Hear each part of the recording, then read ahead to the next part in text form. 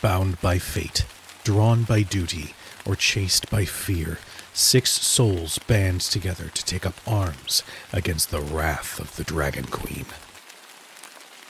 When the chains of Avernus tighten, one soul claws for freedom, fleeing the ember-lit gaze of a fallen angel who would see them kneel once more. From the shifting mists of the Feywild, a hunter steps forward, guided by whispers of worms and prophecy, tasked with severing the heads of a cult that would wake a god. Once a brilliant inventor, an artificer helped create steel nightmares. Now, burdened by guilt, he is determined to dismantle his greatest mistake. In the shadow of noble halls, a man reborn walks a perilous path, his body reshaped by an elder horror, his mind defying the hunger that should consume him.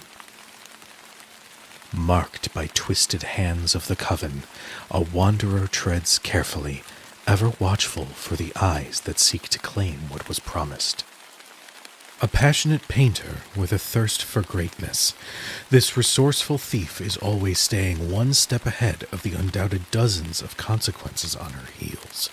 From the pirate port city of Luskan to the sewers of Baldur's Gate, no nook or cranny is too lowly to find inspiration in. And as their journey continues, so too does the stirring of forces that would see them broken, or worse, bound.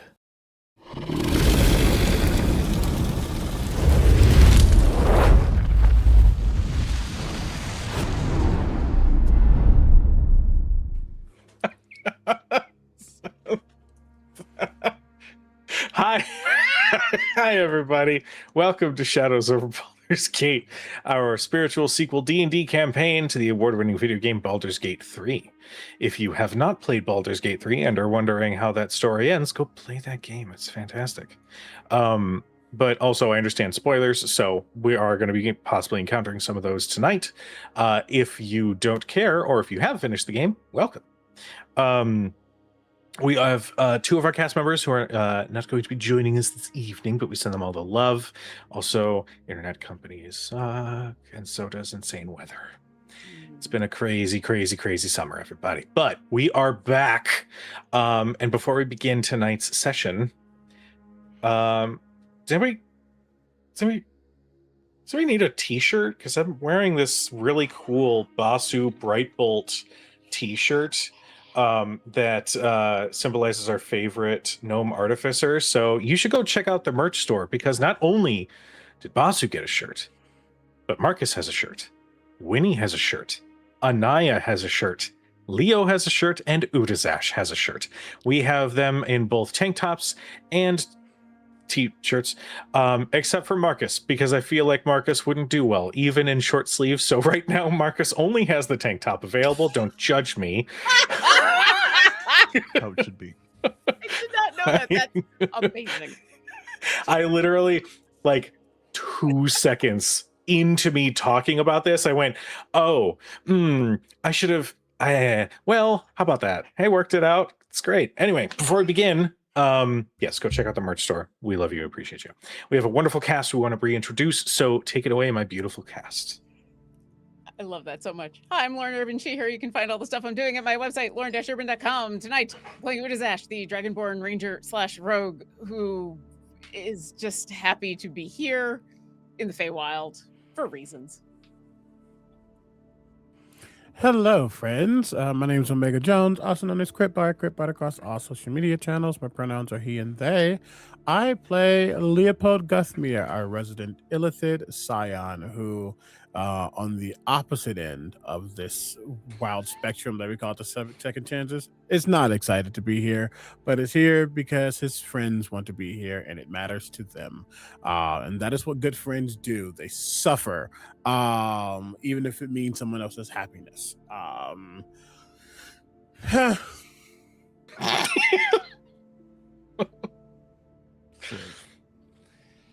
Hello, everyone. My name is Tony Rodriguez, aka The Encountersmith. You can find me everywhere at Encountersmith. And tonight, I am playing Basu Brightbolt, our lovely gnomish artificer who has a brand new t-shirt. If you haven't seen it, Kucho's wearing it. Basu is quite interested in the Feywild, learning to love it, and maybe slowly becoming a father and adopting this little machine named Clippy? Who's to say? That's why I'm excited. Over to you, Peach. Hello, everyone. My name is PJ McGaughan. I'm playing Marcus Hellhammer, Tiefling Tattooist Extraordinaire. If you wonder what the Marcus tank top looked like, it looks like this. See, it's got bunches of punches. It's a knuckle sandwich of flavor, Shell. It actually says it right here. So if you want something you can wear to the gym, but also, show everyone that you're a silly little guy, go get the Marcus tank top. And Marcus is here in the Feywild because he's not gonna let his buddies go to this wild place without him. But he stands out like a sore thumb. So I think it's one of those like, need me else be back here cooking snacks. Giving supportive words if you need them. Oh. And I am Cujo. I will be playing everybody else. So, when last we left our second chances, I missed you guys so much. When last we left our second chances, after having slain the Red Teeth Coven, the three hags who had held a terrifying shadow over Winifred's very existence, the party finally found a moment of reprieve as they freed several individuals, I should say, from inside the Red Teeth's hut, namely one very powerful sorceress / hag / goddess of hags. There are many titles for me, but you can use them all. One Tasha was released from her prison upon the Red Teeth's death. While everybody came back down from the intensity of the combat, they were offered a moment to find rest. Marcus made some delicious food. Winifred experienced her first few hours no longer with the Elder Cross on her form, still displaying some elements of the Night Hag influence, but she is no longer tormented by the idea of their eventual arrival. Seabolt had greeted everybody, a very towering Eladrin with a very, very deep and tight hug, a bear hug, you might say, before immediately sprinting off into the woods to go and find Anenra. And Udazash was gifted a gift. Gifted a mirror. It's been a week. Leave me alone, internet. A mirror that, upon a location in the Feywild being described, it would show that very scene to whomever wants to view such a sight. A gift offered to Udazash, knowing that when Reinhardt, their dragonborn quarry, is slain, Udazash will not be welcome back into the Feywild. But you had deduced that Reinhardt was at the night market, the very place that had spelled Winifred's doom once upon a time. A mysterious otherworldly gathering where anything cosmic and anything life-changing could be bought with the right price. So, that is where we left off. Now, I'm just going to go ahead and assume, unless anybody has anything to say, that the food that Marcus had cooked was enough to put everybody into a food coma to grant a long rest, but I want to give it to our players. Is there anything you wish to do before the evening passes and you find some solid sleep? I got the questions I needed asked, and I think unless anyone needs anything from Udazash, she will sit with the mirror, trying to think of places, running out of places that she has names for, trying to think of more places. And then eventually she'll, as everybody starts to drift off to sleep, she will, out of habit, stay up on first watch, even though I think Tasha has been very insistent that this place is safe. But it's the Feywild and she can't help it. And then she'll go to sleep. I will tell you, as you're on your first watch, the only thing of note that does happen is that a tiny little lizard kind of slithers through some of the blades of grass and in between some of the flowers. And you can kind of see it with your perception. It is slowly approaching the hut. And just as they look like they're about to step onto the walkway, it's strange. As their form goes to step on that dirt path, their form is immediately spun in 180 and then acts as though it's walking the completely opposite direction.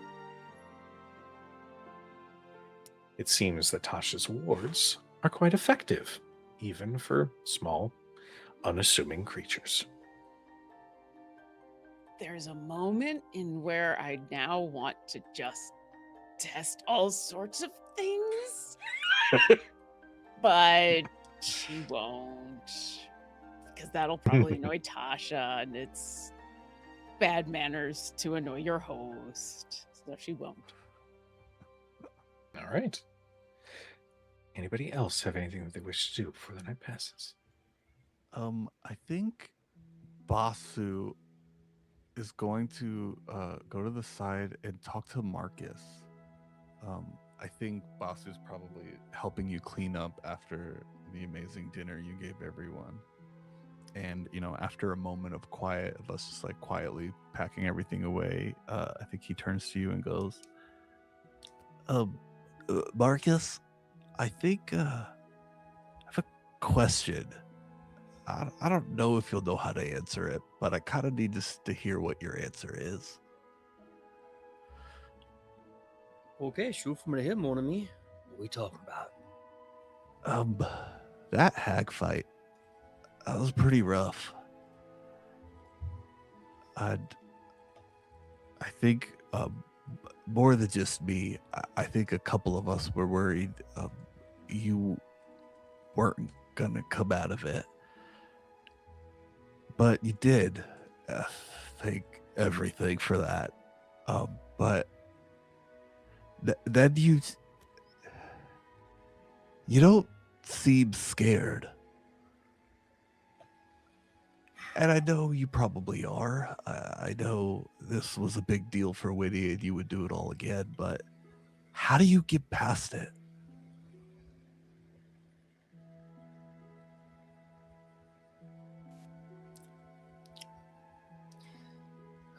Mon ami, that's a good question, that. I don't know. Maybe it's because I was trained to get over it. Trained to move before I taught. Trained to fight before I was killed. I think at some point you just got to stop caring if you live or die. Maybe you want to a little bit, or maybe you're just indifferent. I mean, you're going to go eventually. Might as well go out on your terms, even if you lose. Have you come that close before? Yeah. When I was a younger me, back in the old blood war down there in hell, in Avernus, a few times. Okay. Does it get easier? Is it scarier? I feel like it gets scarier. I mean, the killing down gets easier. That, you know, every time you go out there, you realize it ain't personal. It's necessary, because if you don't do it, they do it to you, and it's not good. Now, dying, on the other hand, that's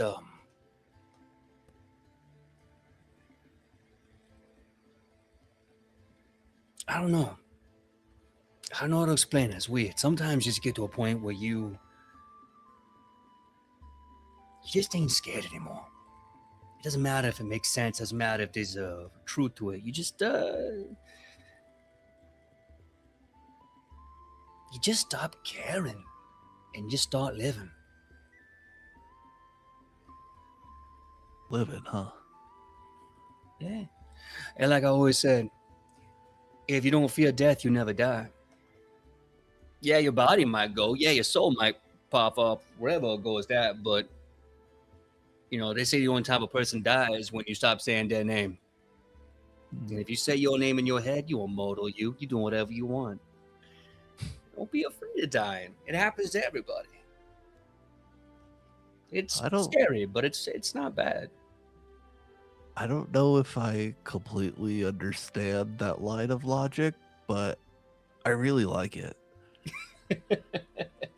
Oh, that's the secret more to me. It don't gotta make sense. It's gotta make you feel good. And that's the only thing that's true in this world. Okay, yeah, cool. I think I strangely got the answer I was looking for. Thanks, Marcus. Hey, no, thank you.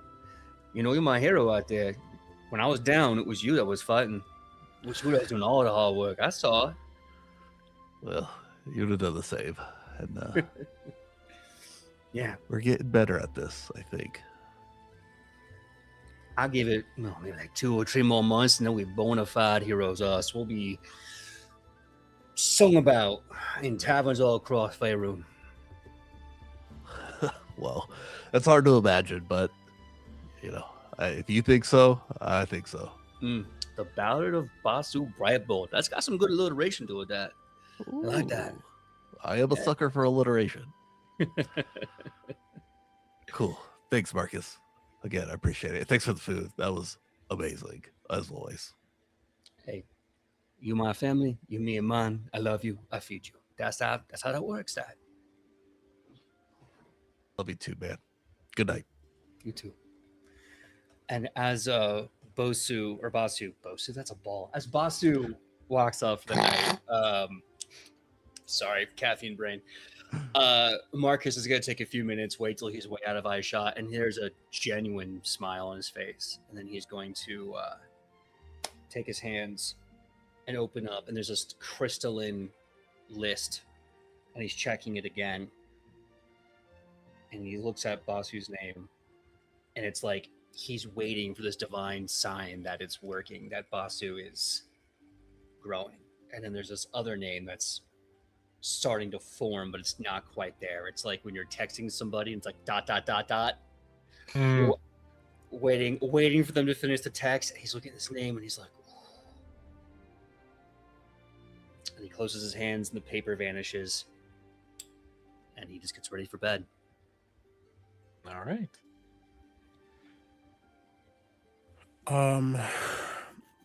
Leo, not to be like edgy, but I think he's slightly away from the group.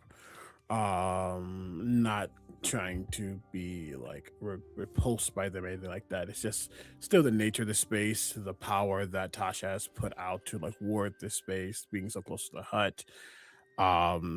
The psionic imprint that's now also left here after the battle with these very powerful hags, especially together. There's just a lot of intensity that I think he just separates himself slightly. Not even intentionally, just happens to be where he lands. And I think for a moment he is in that Illidan form that everyone knows, but he tries to go back to the human, the boy, and that almost feels wrong, almost as if the truth needs to be on to protect.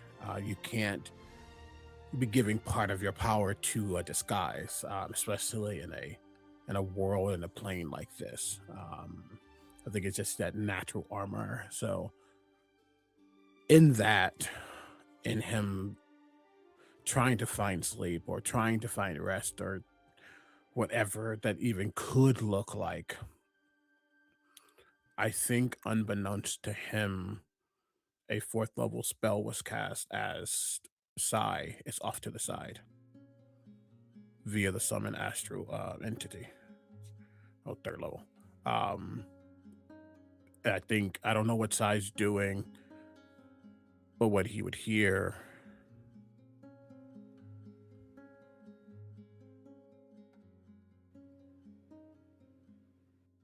Tonight could have been the end. That was too,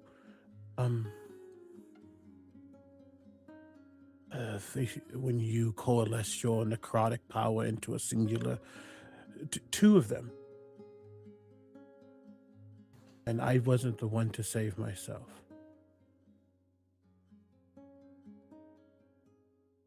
No. You weren't.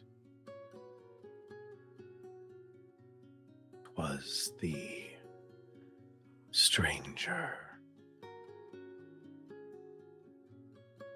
'Twas your companions.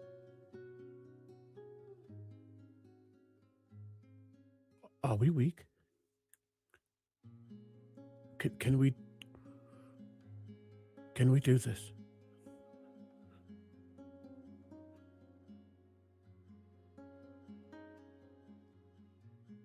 Weakness comes from uncertainty.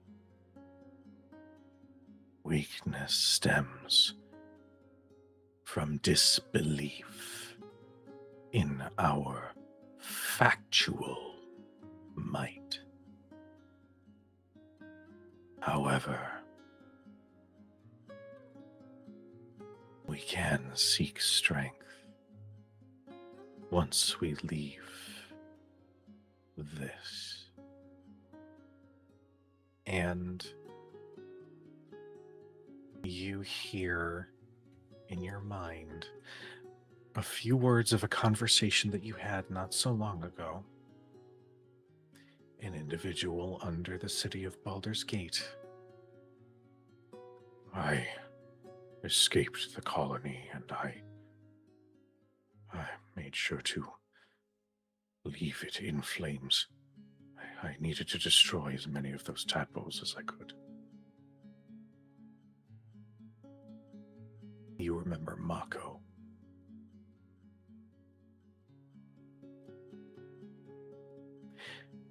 Sai will speak again.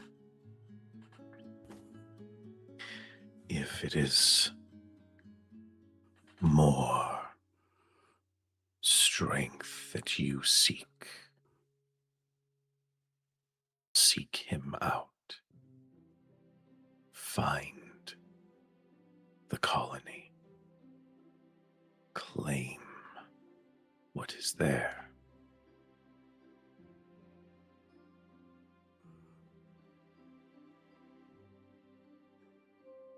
We're supposed to be fighting a god. I barely even an adult, and we are fighting a god, and I don't want to be the one that causes all this to fail.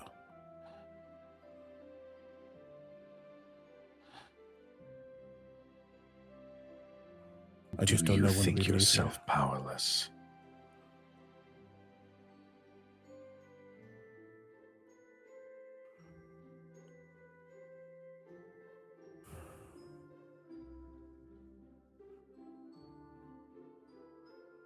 When those with power look down, they don't see people who matter. And I want to have mattered. I'm not powerless, but I know that this is not enough.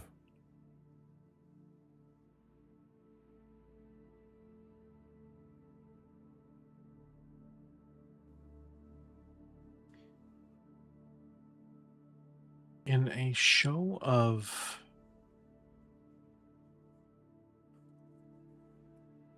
not emotional support, I don't think Sai really delves into that. I don't think that that's how they operate. I think in a show of quite logical observation, you see, flipping through your mind, multiple moments where your abilities have saved those around you.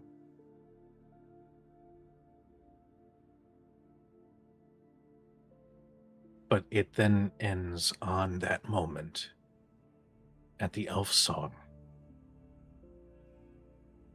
when you had embedded something in the wall of your room.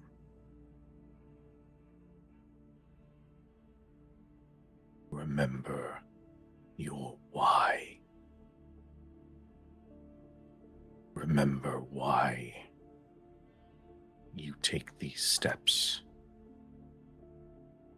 Remember why your intelligence supersedes that of a god. Gods can bleed.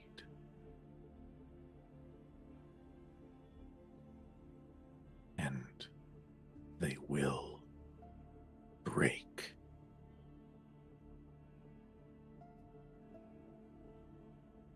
Find Mako. Take your revenge. Seek whatever motivates you. But do not question your power. Do not question your value. You matter to everything around you.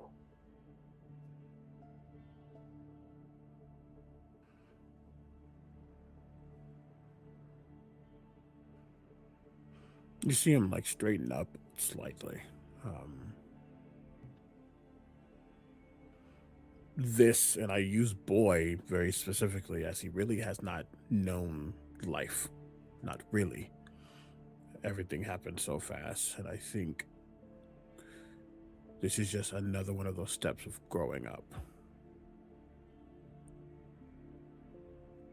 But he knows that he has a task to do. And he knows what his friends need. He knows what they all need. And I don't think he sleeps. I think there's a meditation. I think his eyes are closed. I think there's just a warbling. It's as close to sleep as it can be, but I think there is just silence as he, again, meditates and understands his power and himself. I do think at some point, probably before the end of their watch, Udazash would have seen a small cranium rat running around the edge of the perimeter.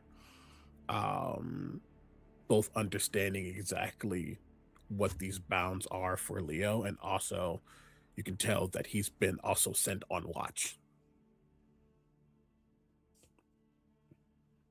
But also, Barnabas is the best around. Barnabas is the best around. I am so cool. Every time Barnabas goes by, Udazash picks up the song and is singing under her breath with him. I think it's like those TikToks when you hear like the sound go from one ear to the other. He just kind of goes back, and then it's gone, and then suddenly he's back. Yep. Is the best. I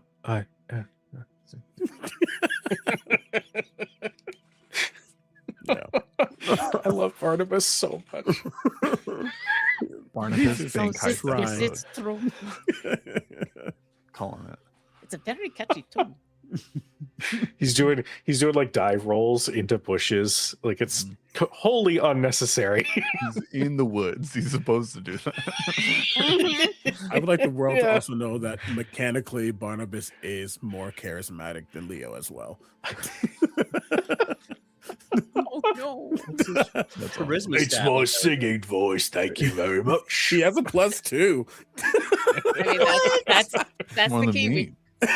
Need to get Leo a theme song. That's That's the shirt. We did the shirt of Barnaby's going. That's cute. Was it the book about the pig and this Charlotte's Web? It's like Charlotte's Web of rats, like some rat. And he's like, you wish you were me. Anyway,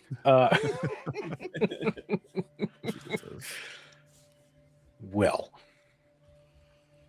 as everybody takes their long rest. Oh, and Oh, yes, and yes. at some point throughout that time, a Dragonborn and an Illidan are probably reading a book. I don't know, but you know, there's these books that take time. So, Somewhere. before the watch starts, at some point, Udazash has that moment of like, I found this book. Do you know anything about this? Like this book, it looks like it's a really fun book to read, and there was this other book that I think you would really enjoy, and we start a book club. I don't know why this just popped into my head. Tackle Box, the Shadows over Baldur's Gate version. Where it's just two characters. Udazash and Leo on a boat. In some chairs reading a book. Yep, there you go. Funny enough, being the type of wizard that he was in the academic, he probably knows could probably take on different forms, but I think he would know exactly what these books are. Like, all right, that's one good thing in the Feywild, I guess. Thank you for sneaking in that eye roll, just barely. And that would actually make Udazash so happy. Like, I found the one thing that made Leo happy in the Feywild, and that's going to carry her through the rest of the Feywild. Even though it like had nothing to do with her, she found the one thing that made Leo happy in the Feywild. I love it. All right. Well, our second chance is you may officially take your long rest. Hey. Enjoy all those hit points back, all those spell slots back. I'm going to keep remove curse in the ring just in case. All right. Sounds good. Well, as you all reawaken, you see that unfortunately, this part of the Feywild, the sun doesn't move, so it's perpetually in some sort of dusk, but it's cozy. It's the kind of dusk on a spring evening where you see the blues and the purples and all of the colors all mixed together in the horizon. Tasha is... Okay, hold on. Hypnotic? That is the second Ko-Fi goal that you yourself have met. Holy shit. Thank you so much. Thank you. Thank you. Holy shit. Thank you. Why? Okay. This cat's cool. Thank you. I love you so much. Yay, you art. I appreciate you. Jesus Christ. Tasha is... It's clear that she had used some of her magic to take those excuses for beds to make them into something more comfortable, and she is snoring loud enough that it echoes against the walls of this hut. She has not moved from that bed. But as you all begin to gather your things, there is a...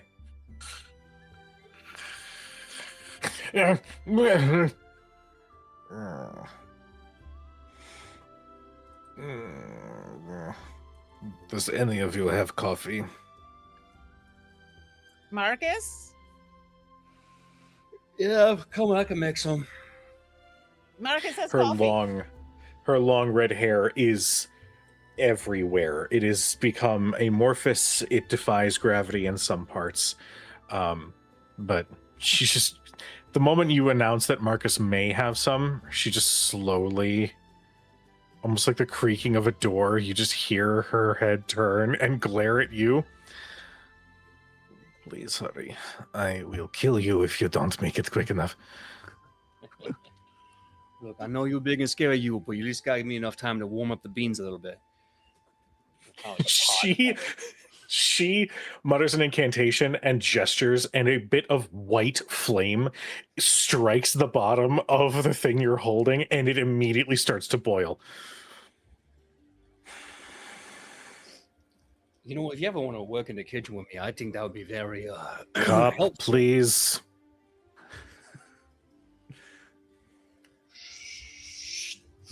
Cream and sugar? Don't care. She just grabs and fully, like, inhales, and then you just see. And as she takes that sigh, her hair magically just, like, comes back. I just slapped the shit out of my microphone. Sorry about that. Returns back to normal, and she. Caffeine makes the world go round. Yes, thank you, Marcus. Sorry for the death threat. So, as I understand it, you are heading to the night market, yes? That's where our quarry is, yes. Understood. Do you have an invitation? Yes, of course. I wouldn't go there if I didn't. Is your invitation valid? As far as I know. Make a history check, Udazash. Okay. I mean, as far as Udazash is concerned, why wouldn't it be? Mm-hmm. So like Oh, that's Costco, you need a weird. membership. It did not like a Costco membership. What? Yes. Costco membership, the night market. Night market greeters are just like, excuse me, can I see your card? Okay. So I rolled a natural 20, which is good because I have a +0 to this for 20. It'll show up. Apparently, I just rolled it to you. I don't know why that happened. Oh, that's weird. Yeah, let me Why you double do check. this? I don't know. I don't know why I do this. Let me double check settings. But yeah, it'll show up. Sent to default DM. No. So yeah, it'll show up in your log. But yeah, I just rolled a natural 20. So, yeah, I mean, there's no reason why I shouldn't. I've had it since the last time I was there, which was years, decades, yesterday. The last time I was there. Yeah, sure. With your natural 20, you not only remember the invitation, you produce said invitation. Yeah, Your invitation. Hold on, wait. Hold on, wait. It's wait, it's in my bag. Hold on, wait, I've got it. Here, somewhere. Hold on, I've got it. Here it is. Listen, I haven't needed it while I was on the material plane, so it was like stuffed in the bottom of my bag. No, it is perfectly fine. I keep mine tucked away in a file cabinet. You look at this invitation, and this invitation has granted you access to the night market as you are amongst Mab's court. There is an important step that must be completed in order to ensure that your coterie, your companions, are also included in this. There needs to be permission given from the host of that invitation to allow them entry as well. Oh, crap. It doesn't, I can't just, it's been forever since I've needed to bring people with me. Usually when I go to the night market, I don't bring people with me because that's a problem. You bring people with you. It's a market. You can't just walk in and buy some produce. I mean, you can, but usually when I go to the night market, I'm not buying anything. I'm buying things, but usually I am also selling things or killing people. And bringing people usually is trouble or complications or... Sorry, you need invitations to get into... I guess that makes sense. Oh, yes, for this one, absolutely. We are not going back to talk to Mab. Oh, actually, fun fact, the court, it's a court in summer court. Oh, it's like nobility. I understand the Fae a little bit more now. That's still don't like it. Common ground. that's you know what? In this case, I agree completely with you. I do not. No, I don't.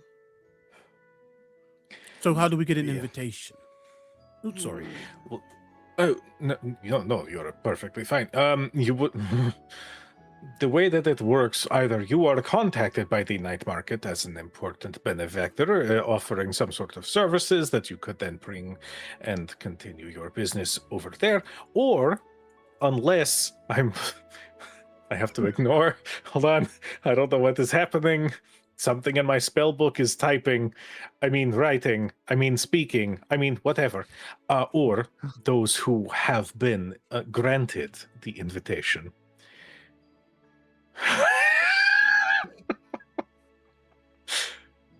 Those who have been granted their invitation can extend that to others. It is understood that if it is extended to you, you are to behave along with the rules of the night market itself. Disobeying or disrespecting or causing trouble with those very rules would reflect on your host, and therefore they may get their invitation revoked. So, But my invitation Three does not rules. extend to everybody. Semantics and weirdness. I can take care of this. Hold on. And you see that she opens her pouch on her vest, and her whole arm disappears into the opening. No, I don't need that. Ugh, that's gross. Is that thing dead? No. Aha! And she produces a similar invitation. This invitation is embossed, very fancy paper with gold filigree and red ink that basically announces that you are invited to the night market. And it specifically includes in very beautiful calligraphy the name of the designee. Now, here's the thing. And he's going to look at everybody except for Utazash. There are 3 rules to the night market. Mind your own damn business, pay your own damn debts, and never steal a thing. Unless you can avoid getting caught. Yeah, It's just like don't get any caught other stealing anything. type. No. The key difference, and they'll sort of set the invitation down. The key difference here is that this is not a material plain market where I need corn to make my corn. So you go to a market and then you exchange gold with the intent of buying said corn. Here, it is different. The currency changes depending on what it is that you are purchasing. If you are purchasing the dying breath of an ancient angel, you might have to produce a dying breath of an archdevil. It depends on what it is that you need. And to steal from or to upset the wrong person, you could cosmically end up in bad places. So, Sure, just don't steal then. I feel like that's the first. That's what. Yeah, this is easy. I understand. Okay, sorry. Continue. delightful. So here, as Utazash said, it is weird going in with the coterie, but I can extend this to all of you, provided you handle your business and then you leave before trouble starts. I don't want this to reflect on me. The night market is one of my favorite places. Granny's cookies are out of this world. Quite literally. They are the most delicious sweets I've ever had in my long life. If I wasn't sure if as soon as we kill Reinhardt, how long we're going to have, because it's very possible as soon as I kill him that we are going to be sent back to the material plane pretty quickly.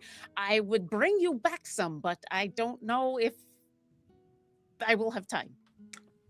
And that is fine. I need to make a trip anyway. I just have to get this new hovel taken care of first. So, I realize that for those who are unfamiliar with the Feywild, this is going to sound like a strange question. I will need your true name so that I may add you to my companionship on the invitation, and therefore granting you access with your own invitation. I thought we shouldn't give our names out, though. No. You know what? The semantics I probably don't need to know.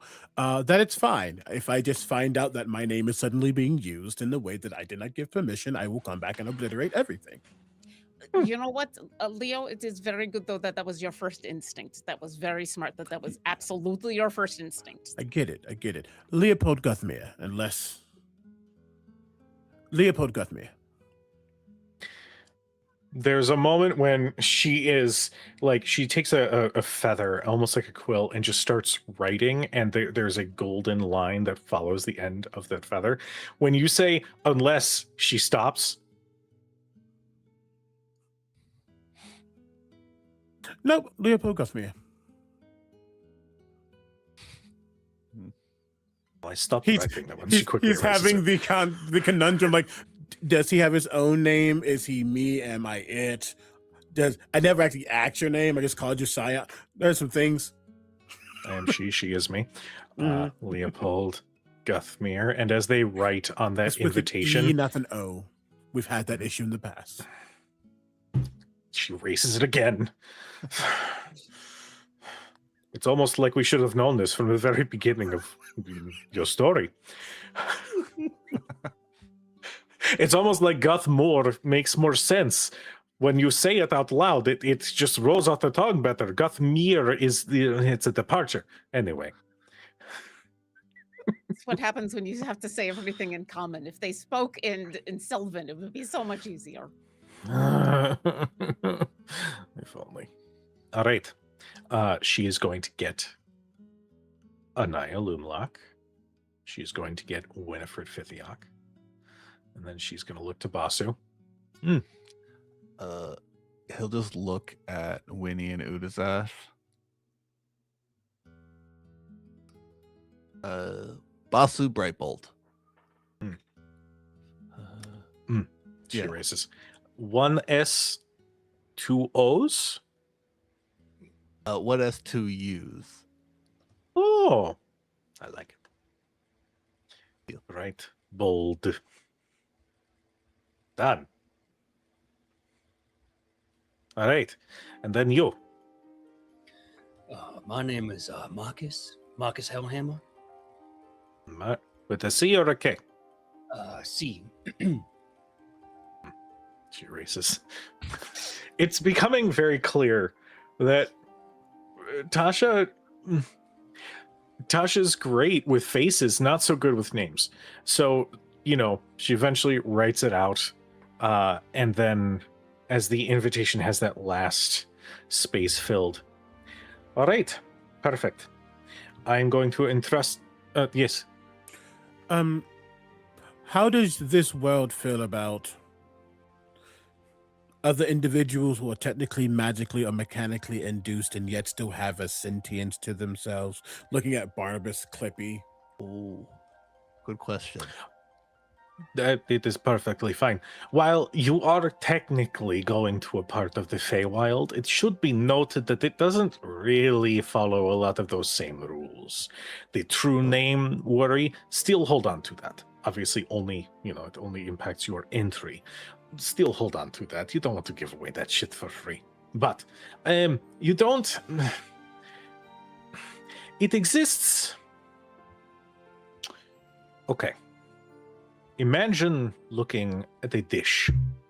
In the center, you have your material plane. We, in the Feywild, are on just one portion, and she just, draws a plate and then, draws, a small section. The night market is right on the edge of that plate.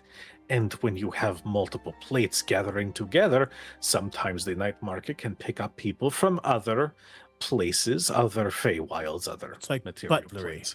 Heard. You need to carry off your plates together instead of making... somewhere in Faerun. I must write. Hold on. Butlery. I didn't know that was a real word. I am sure that at one point it was, and so I said it. That's what butlers do. No, Yes. technically speaking, Got it. and you're going, this gonna blow your mind. Butlers actually buttle. I kid you not. We had to learn this in hell. So, butlers buttle, and the act of buttling is known as buttlery. This blew my mind when I first heard that. Wow. Yeah. I am going to file that away in my book of totally useful information. I don't Anyway. know if I believe you. That sounds so ridiculous that I believe you are making that up. You see Leo reach into his pack and he pulls out a book written by those twins, Merriam and Webster, as he looks up butlery. God fucking.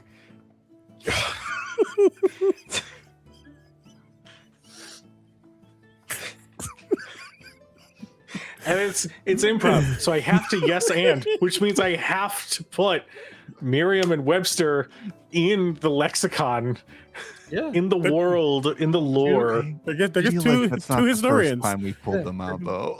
It's not. I feel like they know Volo, but like they don't talk to him. Like, oh yes, he's around, is he? Oh, good. What story is he telling? Oh, we have to fact check this, don't we? Oh. Anyway, okay. Tasha finishes with the invitation and says, all right, now you have access. Now you can travel to and from whenever you wish. Just remember the 3 rules, and yeah, you should be fine. I wish you luck. I don't know if we'll be fine, but that is very kind of you. Thank you. Oh, then, you know, I try to be supportive. That was very helpful. There's still a few things we'll want to talk about before we go, but yes. Oh, yeah, sure. What do you need? Oh, no, I mean, I'm going to need to talk to everybody about, because I've never gone with a group, but I know how bad that gets. Oh, yes, of course. I'm going to work on the garden on the outside of this hellhole. So if you need me, be ready to come and plant a plant. Okay, thank you. And they walk, and as they do, their witches' robes shift, and their hair goes up into a bun as they already spawn gardening tools in their hands. It's adorable. You have seen Leo like have a moment, because something we don't think about in game, hellhole would have a very specific meaning. It's like, wait, is there some infernal stuff here now? He's like looks at Marcus like, wait, What did you poop? There's a hellhole. Why is there hell in the fate? No.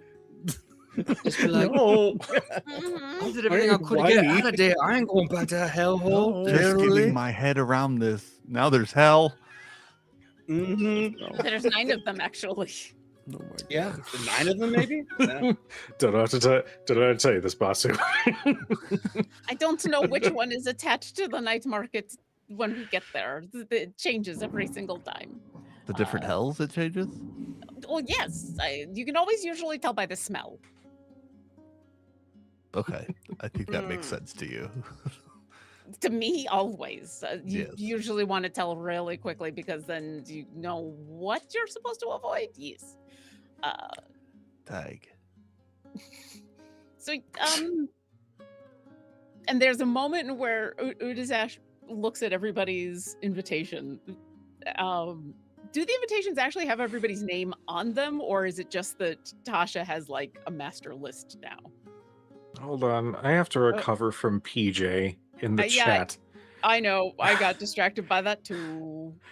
Do we have Encyclopedia Baldurica? Okay. No. I mean, it was good. Drink something. It was real good. What was the question? My brain turned off. That's okay. Do the invitations that we have have our names on them, or is it just the master list that Tasha wrote down has the, and we just have like They have your names on them, but they do say, in proxy of, and then they list Tasha. Although they also list Tasha along with the like 12 or 13 aliases that immediately go below it. But yes, your names are now listed on there. okay, so theirs say Tasha with the and mine has Mab, but it Yes. has mine on there. Does it just say Udazash, or does it have Ooh. others on there? Because I don't think Udazash has looked at this. In fact, I'm positive she has not looked at this. I think because of when you would have been given this, it would just say Udazash. Okay. So yeah, as you all are looking, gathering your invites, and she's thinking through all the things she needs to think about with the night market and realizing, oh yeah, I've never actually been there with a group, and I know that that's going to be a problem. And then she looks down at her invite and has the moment of, what does my invite actually say? Oh, okay. And then she'll look back at all of you and say, so yeah, none of you have been to this night market, and you're going to have questions. And the rules that Dasha gave about the, mind your own business and pay your debts and don't steal anything. Those are very, very good rules. We're not going to go there to do any of those things, so we should be okay. But you would be surprised how enticing things are there. So I would never say don't do a thing, but I'm highly going to recommend when we get there, don't do buying of things. Oh, yeah, I know. I think we have a very specific job.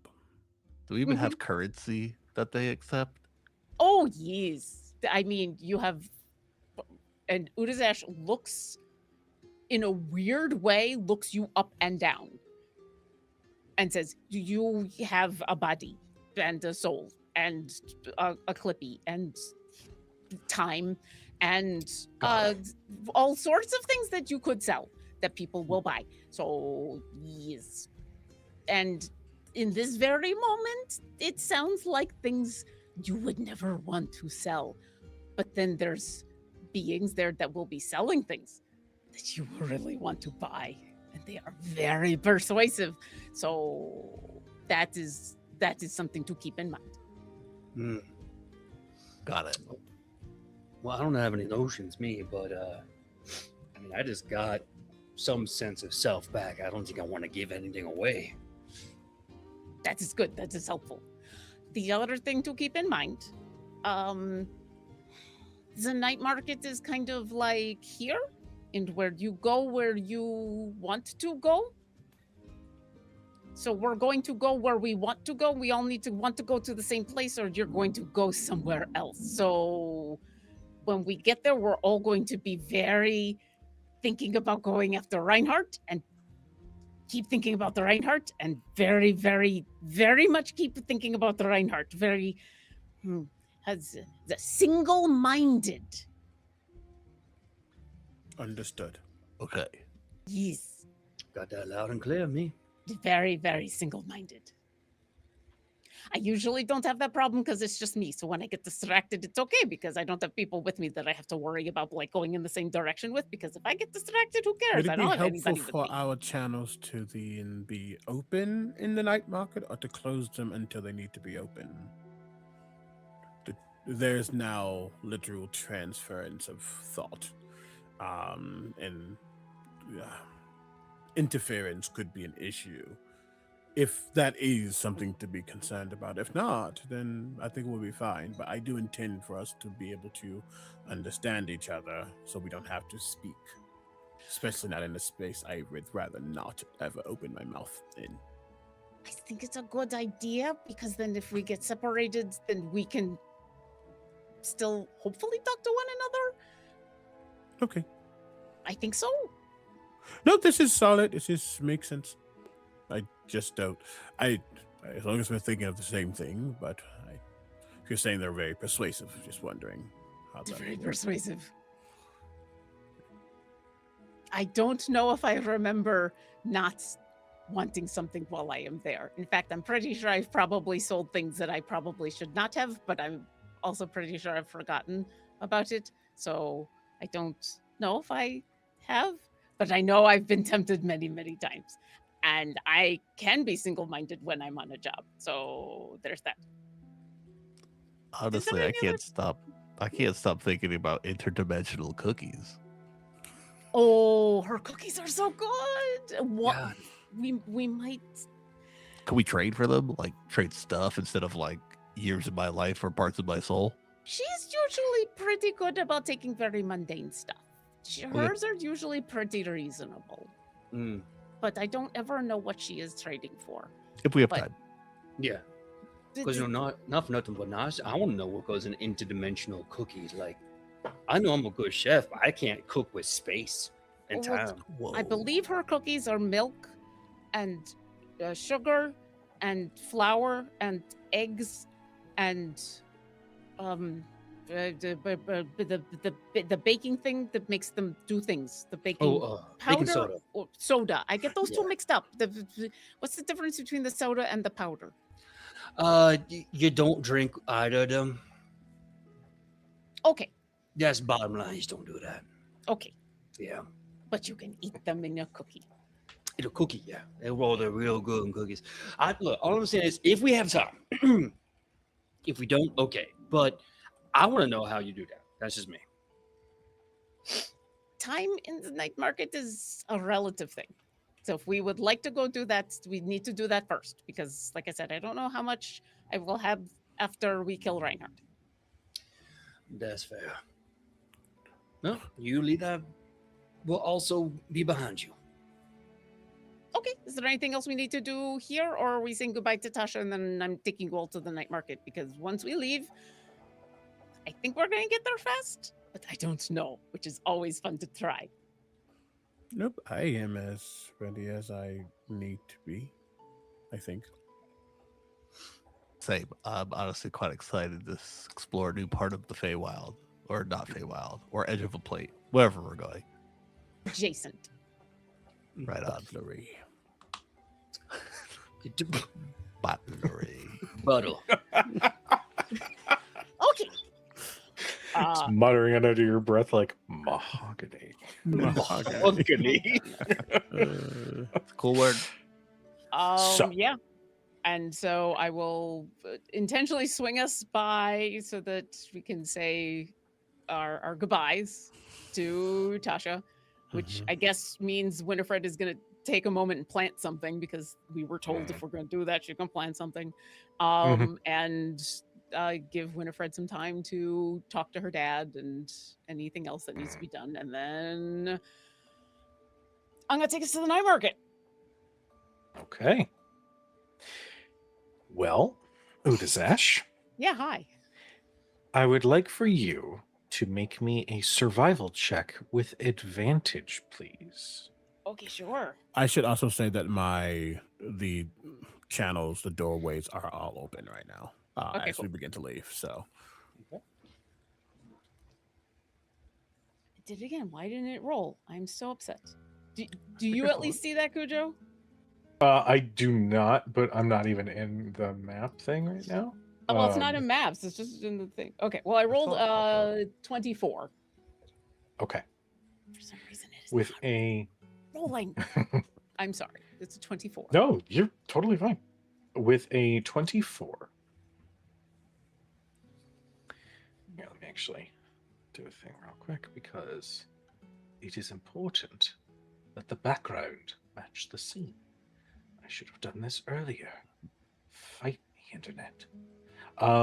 You all make your way through the Feywild Forest. And as per usual, the path is more a suggestion than anything else. because within a few moments, Udazash eventually takes you off of that path, and you are wandering through the brush. And you would think that this travel would take quite a long time. It was literally just told to you that this would be on the edge of a particular plane. However, within a few mere moments, you break through the trees and you come to a clearing. And looking down from a little bit of a hill, you see a gathering of about 24 or so tents, huts, stalls.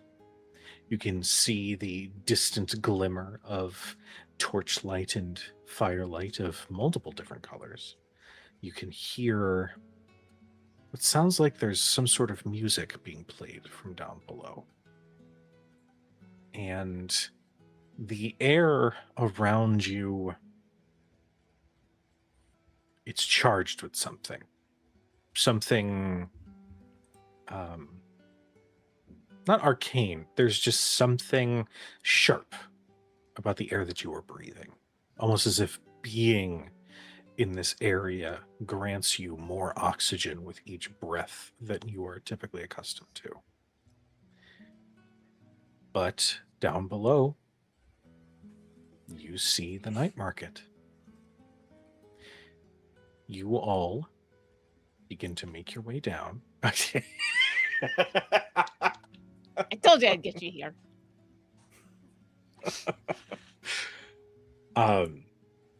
You all begin to make your way down, and as you get closer, you can see there are many creatures that are wandering from stall to stall.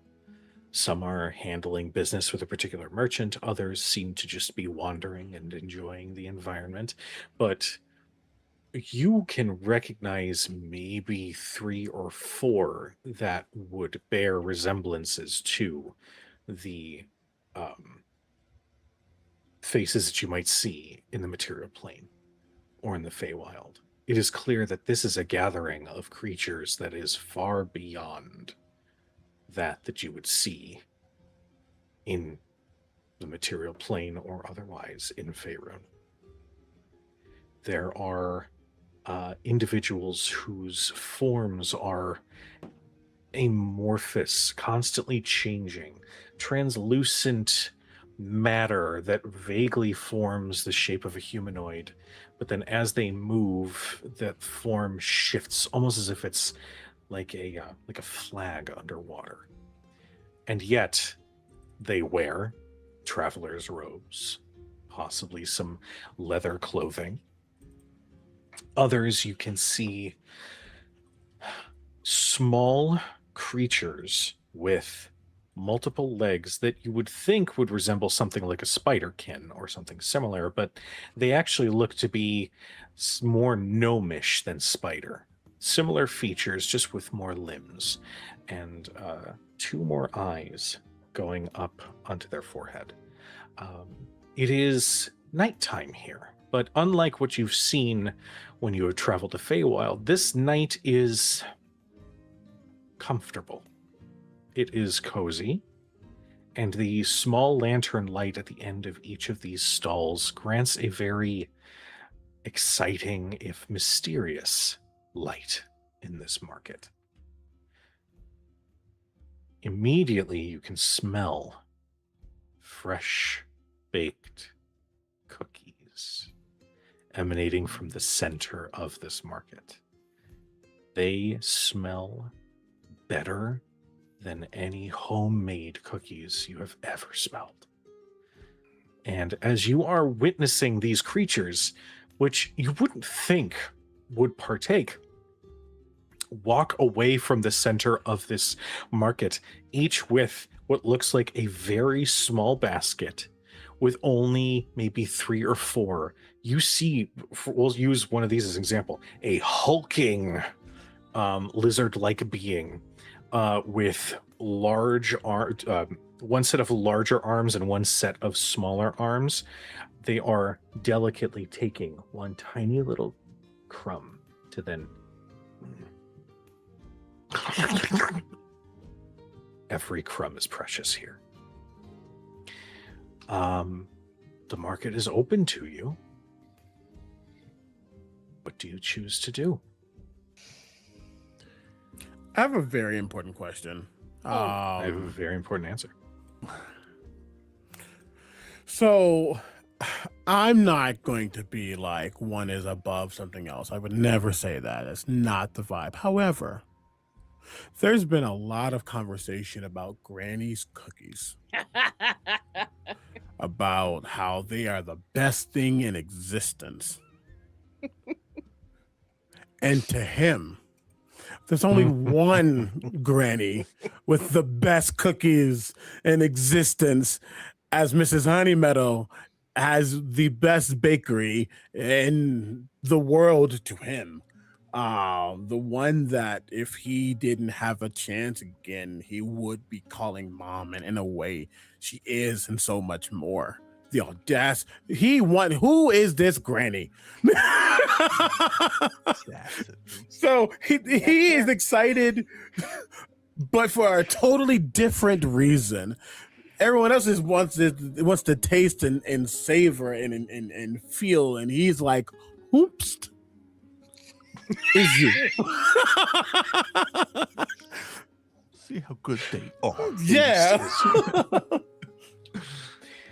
Well, Are we gonna have one way like to a find out. cookie war? I'm just saying. You Iron can't Chef put style. my grandma against Granny. Cross-planar cookie war. No one can ever compete with your own grandmother. That's Oh no. do I Crooked so Rock. quick question, Leo, are you in illithid form or are you as your human form? I think truthfully, he's in illicit form. Okay.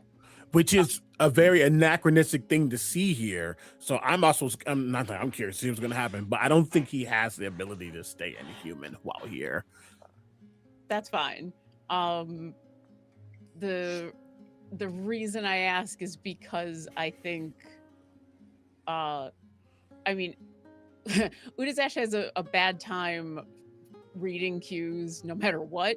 Mhm. I think because you've been in illithid form in the Feywild pretty much the whole time, Mhm. she might have an easier time reading cues at this point in your illithid form. So, do you give any indication physically that you're thinking about cookies? Yeah. Okay, all right. But Okay. he's thinking about cookies, pastries, scones, all of these things. He's clearly thinking about his grandmother. Okay. Udazash immediately stops in front of everyone and goes, if we're going to do the cookies, we have to do it first, because otherwise there is not going to be time. So I need everybody to stop thinking about Reinhardt and start thinking about cookies, okay? I know it will be very hard with that Easy. smell. I figured. And I will All right. lead towards the cookies. All right. Well, it's important to note that as you start moving through these lanes where small walkways have been opened up, you do pass by several stalls that look to be selling items that are both wondrous, confusing, and powerful. One seems to be selling what looks to be small gemstones, roughly cut, naturally made, but in the center there's this spark, this light that emanates from within. And as you look in those directions, or in the direction of one of these stones, the one that this merchant is holding is distinctly crimson. And as they touch it, they are wearing the thickest of gloves, because The moment their gloved fingers touch, you hear the and then they quickly set it back down. There's another merchant. This one is going to be. Actually, wait, hold on. Look at notes that are totally mine. There is a patchwork tent with sort of a hodgepodge of furniture all around. There's a large book on a lectern towards the front of this stall, and coming from within this tent is what looks to be a kenku, hood drawn up, and they are approaching one of these spots of furniture, sitting down, and then they are practicing on a flute. Just a cute little ditty, just music given out to the universe as a free gift. But you do end up coming to the center of the night market, where there is a circular counter with a standalone oven that, for this baker, is far too big. But it somehow is automatically and constantly warmed enough to the perfect temperature. As you can see, the black iron gate opens because of this little human woman with more salt than pepper hair, kind of curly, a little messy, kind of comes down to her shoulders. She's got an apron on that looks like it's seen a lot of use in these last few years. She's got two, we'll call them like autumn-themed oven mitts as she pulls a tray of these cookies out of this oven. And this counter that surrounds her and this oven is packed with all sorts of individuals. And as she turns, there is this hum of anticipation. Some actually applaud. Others just look in reverence and awe upon this baker. As she sets this large tray of about 30 cookies down. She's, all right, hold on. You're very excited today. And she pulls out one of these little baskets, puts 4 of them in, and then hands them to an individual, and she comes back with 2 copper. Oh, thank you, darling. Oh, she sets those aside, and she continues. Now, here's the problem. That line is quite massive. So, I ask my second chances. How much are you willing to wait in a line for 4 cookies? Because they smell incredible. Basu will just look up at Udazash, look at the line. You said time here, like, kinda doesn't matter, right?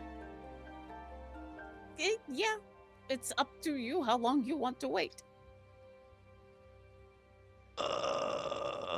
But I mean, Reinhardt's not like right around the corner or anything, right? I mean, I have no idea where he is. And if we miss him here, I will track him down somewhere else. I mean, if we have time, I'm definitely willing to wait around just to investigate what these kind of cookies taste like. You know what I'm saying? I think they could help us understand the Feywild more. I think if you want cookies, I will wait here until you have cookies. Sweet. Because, you know, let me tell you, Udazash, the Feywild has been amazing. It has been absolutely terrifying. But the one thing I didn't expect is that our trip here, we've been eating good. And I kind of want to keep that ball rolling. You know what I'm saying? Well, most of that has been due to Marcus, so I can't take any credit for sure. that. And you know what? If I can be the person who facilitates the good food vibes, I think is how it goes. I am more than happy to make that happen. Sick. Because if we die tomorrow, I at least want to die knowing I ate this cookie. That is a good... I don't know if that's a good way to die, but that is a good philosophy. You will not die eating this cookie. I will say that. Hope not. And No, he just sits grandmother on would. Clippy No, and waits. she's never had a. No, there's never been a problem with her cookies. You might die after from something else, but her cookies, Sure. no problems. Is she actually human? I have no idea. Oh, okay. There's Fair. all kinds of like people suspect all sorts of things. I gave up a long time ago wondering, who cares? Cookies are good. Yeah.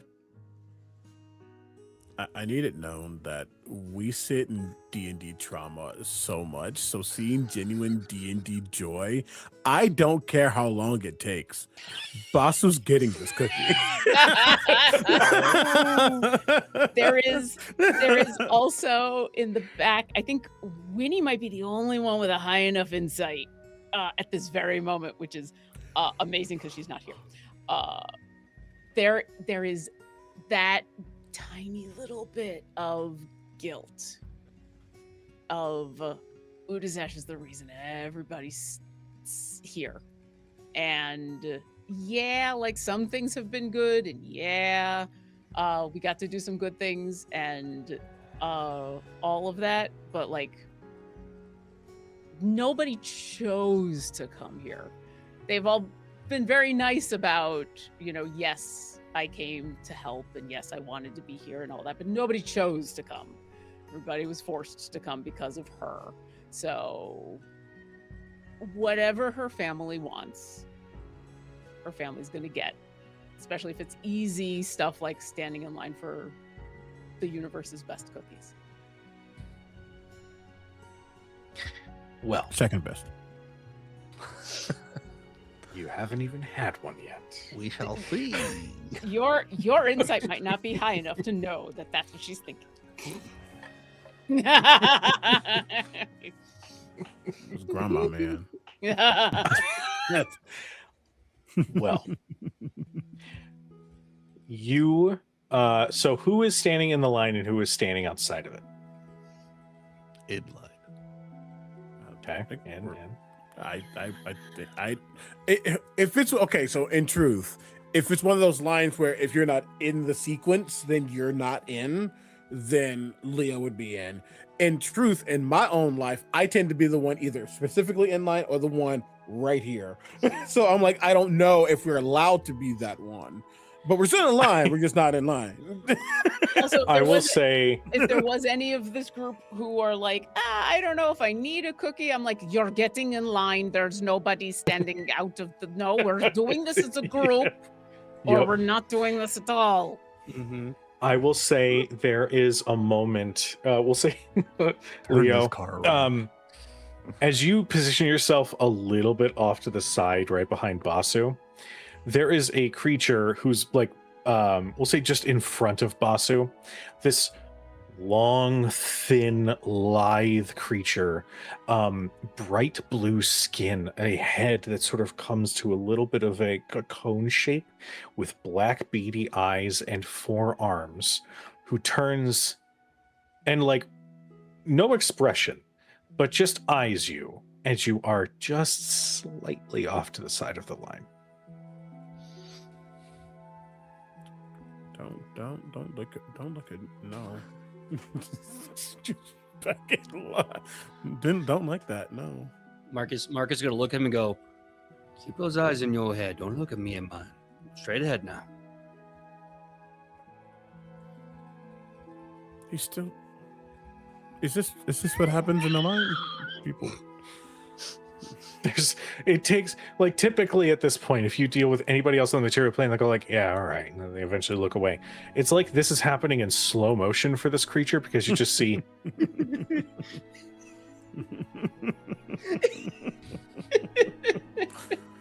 I don't know why it's funnier when it's slow, but it's so much funnier.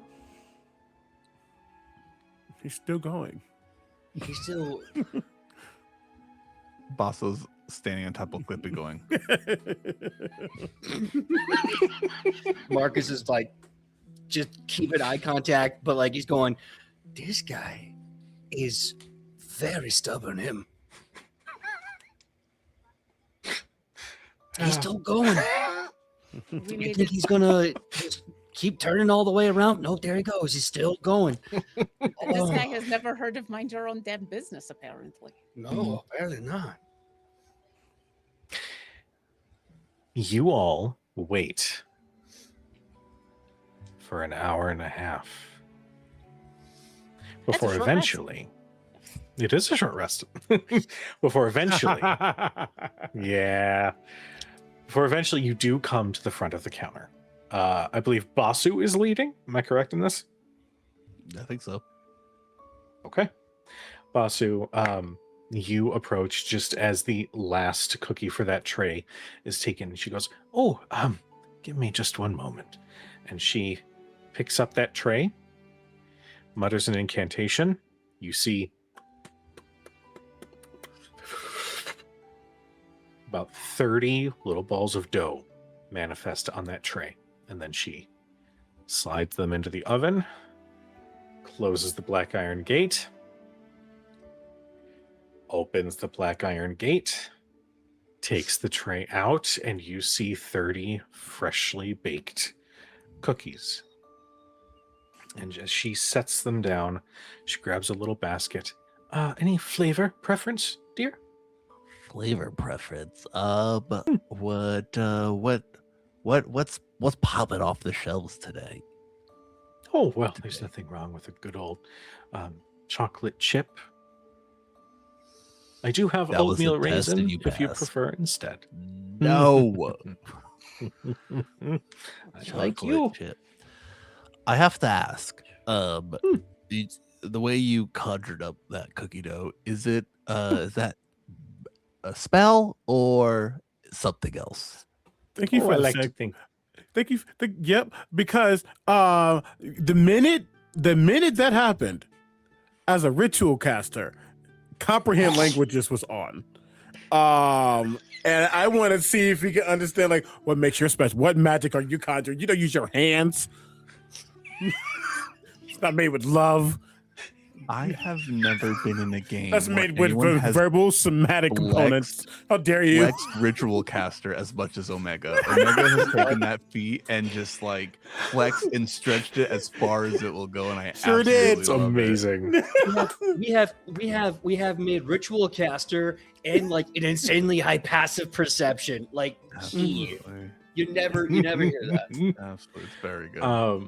Also, Yeah, it's great for me why as a can't- DM. I can't hide shit from anybody. It's awesome. Also, why can't spells be made with love? I would dispute that. Yeah, I think so. Leo, on the other hand, he Leo- studied. Leo's He fighting. knows the ways. Ways. So, you're casting comprehend languages, or are you casting detect magic? I'm casting just in case you spoke in a language I don't think he understood. Mhm. Is comprehend languages, then with his base arcana, before he can even get to detect magic. Got it. She did not say a word. There was not a single arcane spell, phrase, or magic word, anything of the like. It was as frustrating as Leo might think. Her simply lifting the tray, watching the dough manifest, putting it in the oven, and then taking it right out of the oven.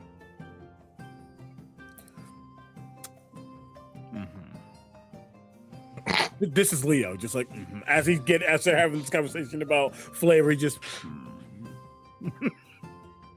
To answer Basu's question, which again might make Leo's eye twitch. Oh, I like to think of it just as some good old-fashioned love. Right on, Granny. Here you go. It'll just be 2 copper. He just pulls out a bunch of gears and like 3 gold. Oh, We're from out of town. From out of town. make a persuasion check. Oh shit.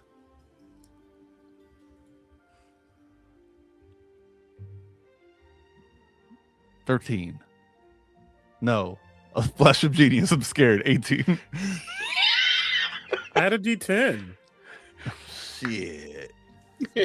You're in my aura with my bulwark, so yeah, I would give you- 24. I got a 6. 24. I'm just kidding. She looks at the gold and she says, I suppose that'll do. And she like picks up one of the gold pieces and almost like she's looking at like a Canadian dollar. She's like,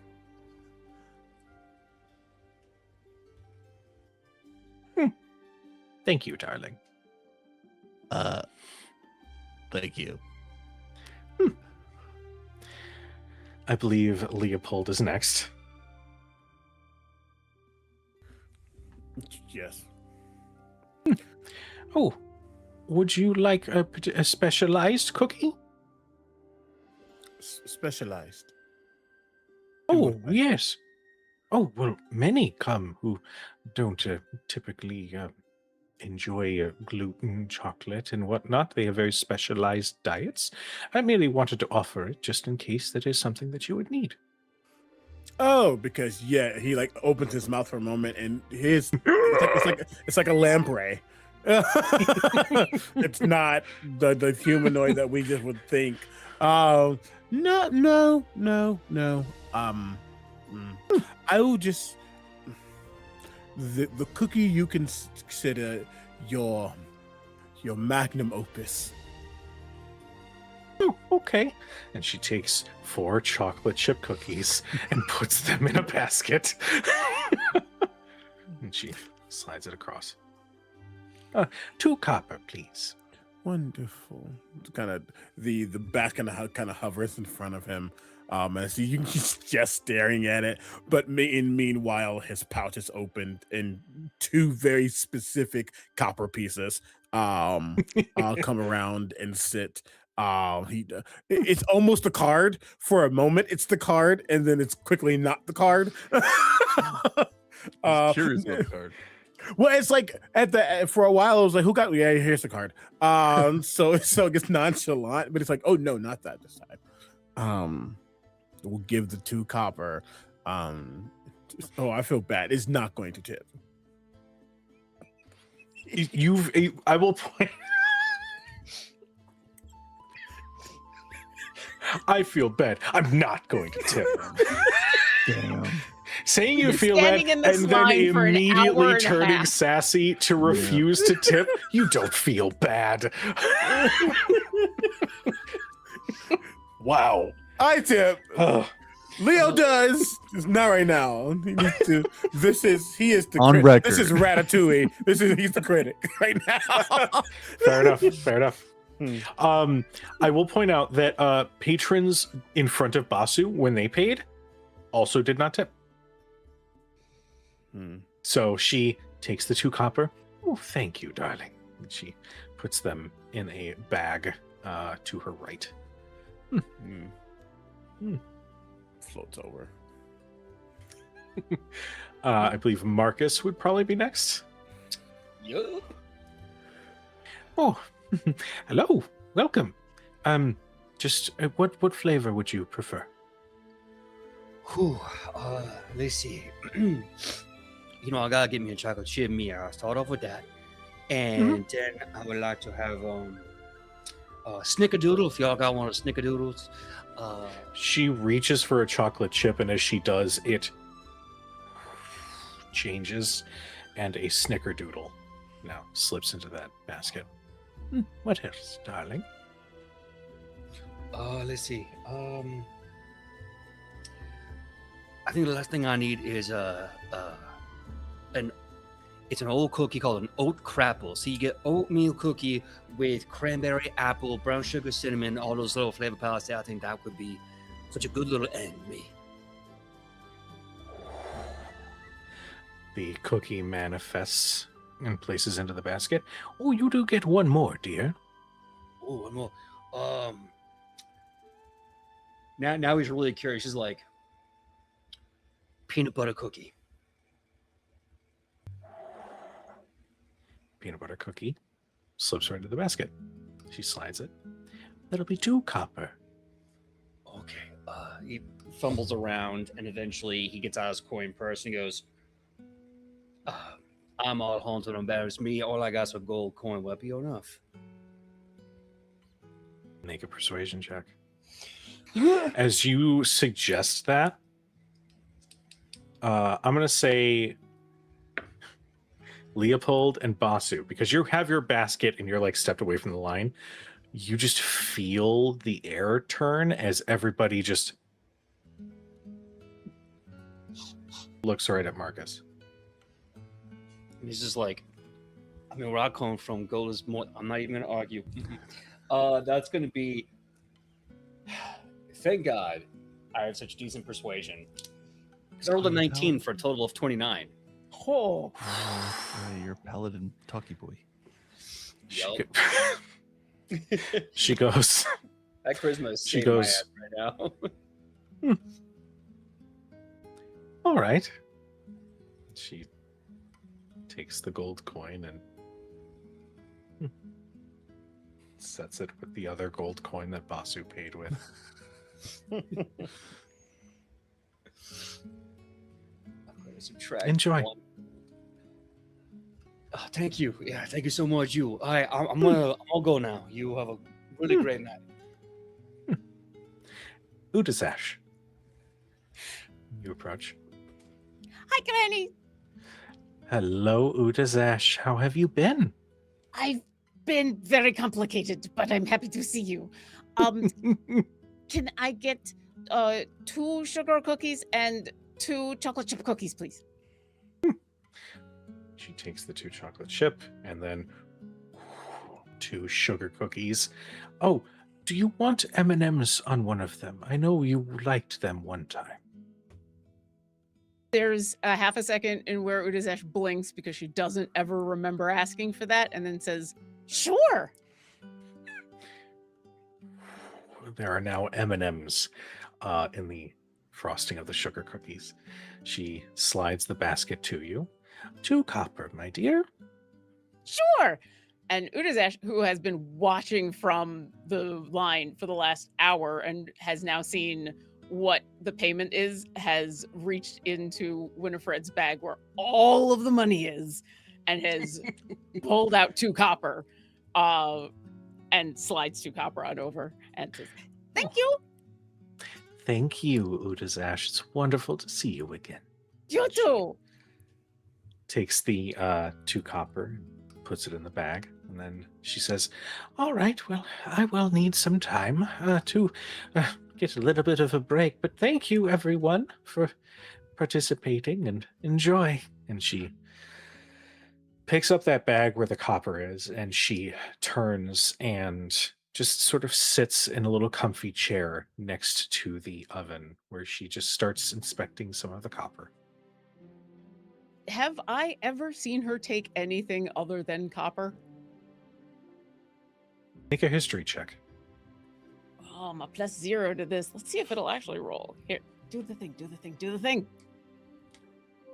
Hey, I think I fixed it for a 7.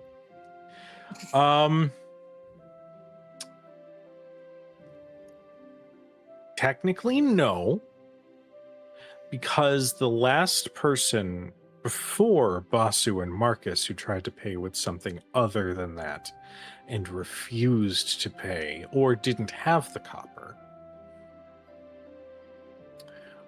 they were very quickly removed from Granny's counter and were not seen again. Okay. And it wasn't from Granny. It was just from other patrons in the line. Oh, yeah, sure. I mean, Granny doesn't need to do any of that kind of stuff. Do I get the sense that offering to swap the 2 gold for copper would be met with gratitude, or would that be an offense?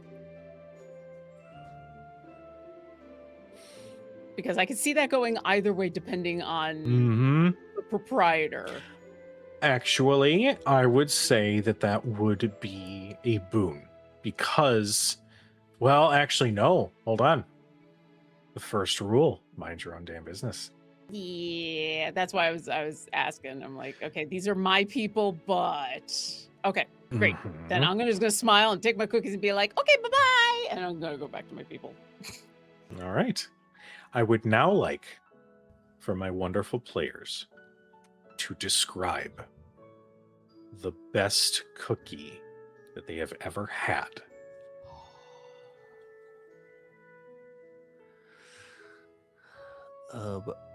I think Basu, even if this was kind of a normal chocolate chip cookie, it would be the best cookie he ever had.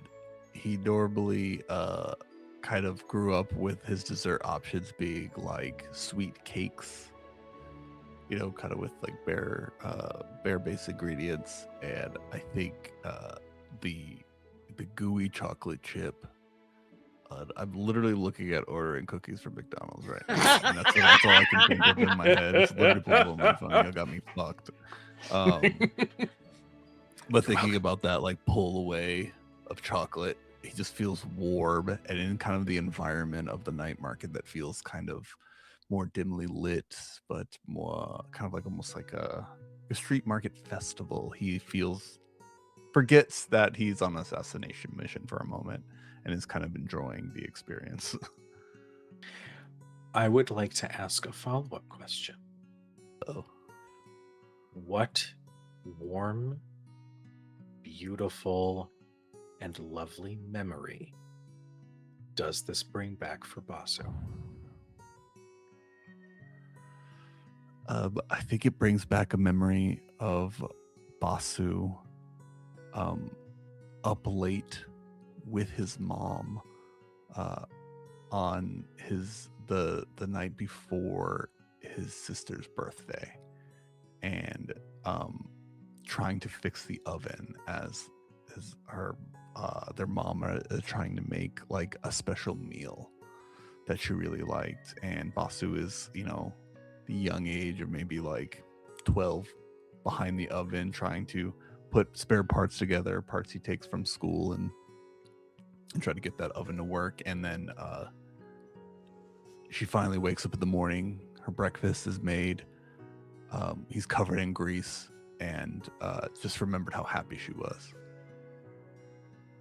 And was one of the first time Basu's like been really proud of the work he's done. Yeah. EJ.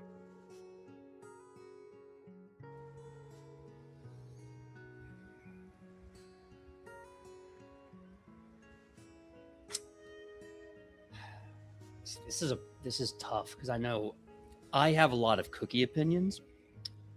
I don't know. I mean, Marcus is a cook, a chef, so he would also, but I don't know when he had a steady flow of cookies. I'm gonna say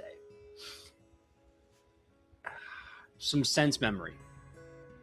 We're all in high school, you know, it's either just before lunch or the end of the day, and that Otis Spunkmeyer fresh baked warm cookie smell starts wafting throughout your entire high school. I don't know if you had that. We did all the time. And that, God, they smelled so good and they taste so good. And so I feel like the chocolate chip cookie is like one of those warm, rich, sweet, buttery chocolate chip cookie experiences. The oat crapples are actually a shout out to a cookie of my past, my personal past. So I'm sure they're very delicious and very sweet. Peanut butter cookies was a bit of a test because you can get peanut butter cookies very wrong, and I'm imagining this is like biting into a Reese's cup, like everything is warm and perfect and savory. And yeah, I think each bite you can see his chef brain not only living in the synesthesia of it, but trying to kind of reverse engineer the recipe to create those flavors again for other people. And what beautiful memory comes to Marcus's mind? There's a lot, but I think the very first one that comes to his mind was being in the taverns of Avernus back when he was first a young paladin. And yeah, it was abusive, it was terrible, it was, oh god, just awful. But it's those moments with Jack and Dustin and Yasker and everyone drinking in the taverns, singing C'est la vie together, and knowing that even though the world was hell, this moment is really what mattered. This moment of brotherhood. A little bit of heaven in all the hellfire. Omega.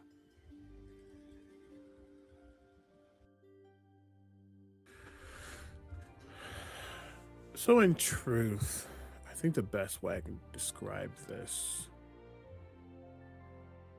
is that the taste is the memory.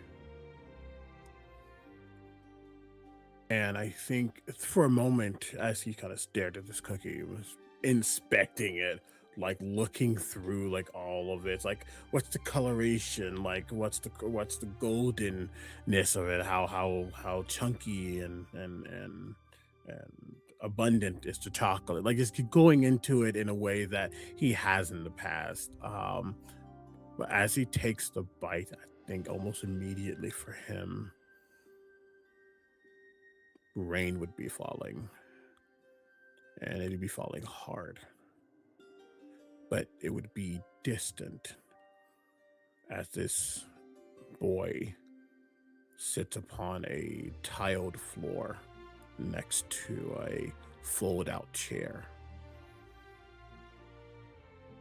He had been crying. He had been in a state of fear and uncertainty. And in his hand was a very, very, I don't want to say average, but it wasn't anything glorious. It was just a sugar cookie. It had maybe been sitting out most of the day. And the one who gave it to him was this small halfling woman. Her soft white curls perfectly adorning her head, almost like a crown. Glasses kind of sitting off of her nose, and there is just a softness upon her face as she sees this kid who is feeling true fear and worry after a calamity came upon him and the home that he had. I think the taste is hope and safety.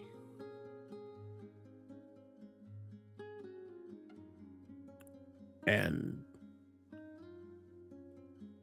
a sense of knowing that things are going to be okay.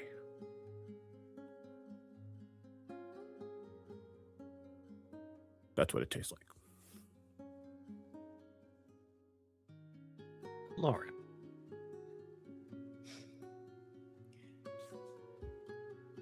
Udazash eats the M&M cookie.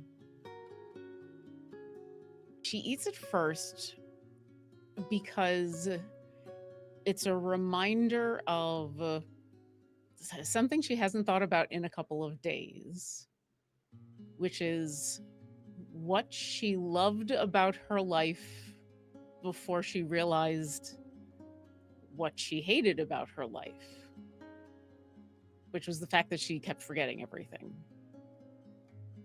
What she loved was discovering things and being okay with rediscovering things.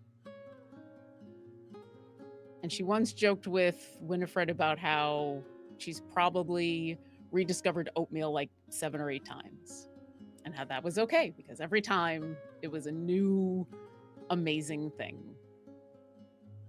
And so when she's told about, oh, you liked this the last time, and she doesn't remember that.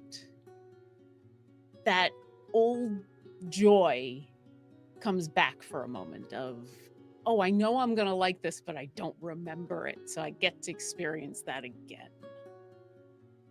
So she's enjoying this soft,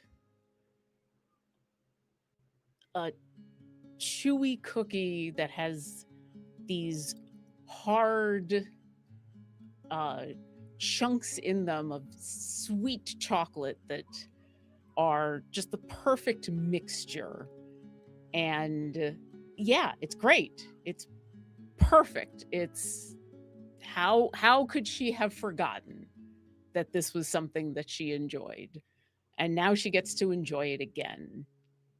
And what she remembers is not the first time she had this cookie, because she's forgotten that. But what she does remember is when she was eating it, because she picked up a bunch of these cookies, because the last time she was at the night market didn't go amazingly well. She got everything done she needed to, but it didn't go amazingly well. And so she made a stop off to go see some friends of hers, these identical twin goblins that she always tells stories to, because they love to hear her stories, and they like hearing not just her stories, but she brings them these cookies. And so she doesn't remember eating the cookie.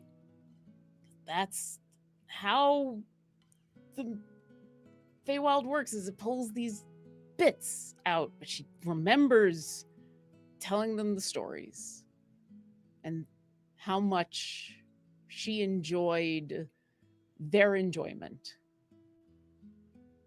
and how it made her feel better. And in this moment, how much she enjoys re-enjoying the cookie and how it's making her feel better. And that maybe it's gonna be okay, that she's not gonna have her old life anymore, that she'll be able to remember things, and that she's gonna be losing this part of it, but it's gonna be okay. And she just keeps eating cookies and smiling.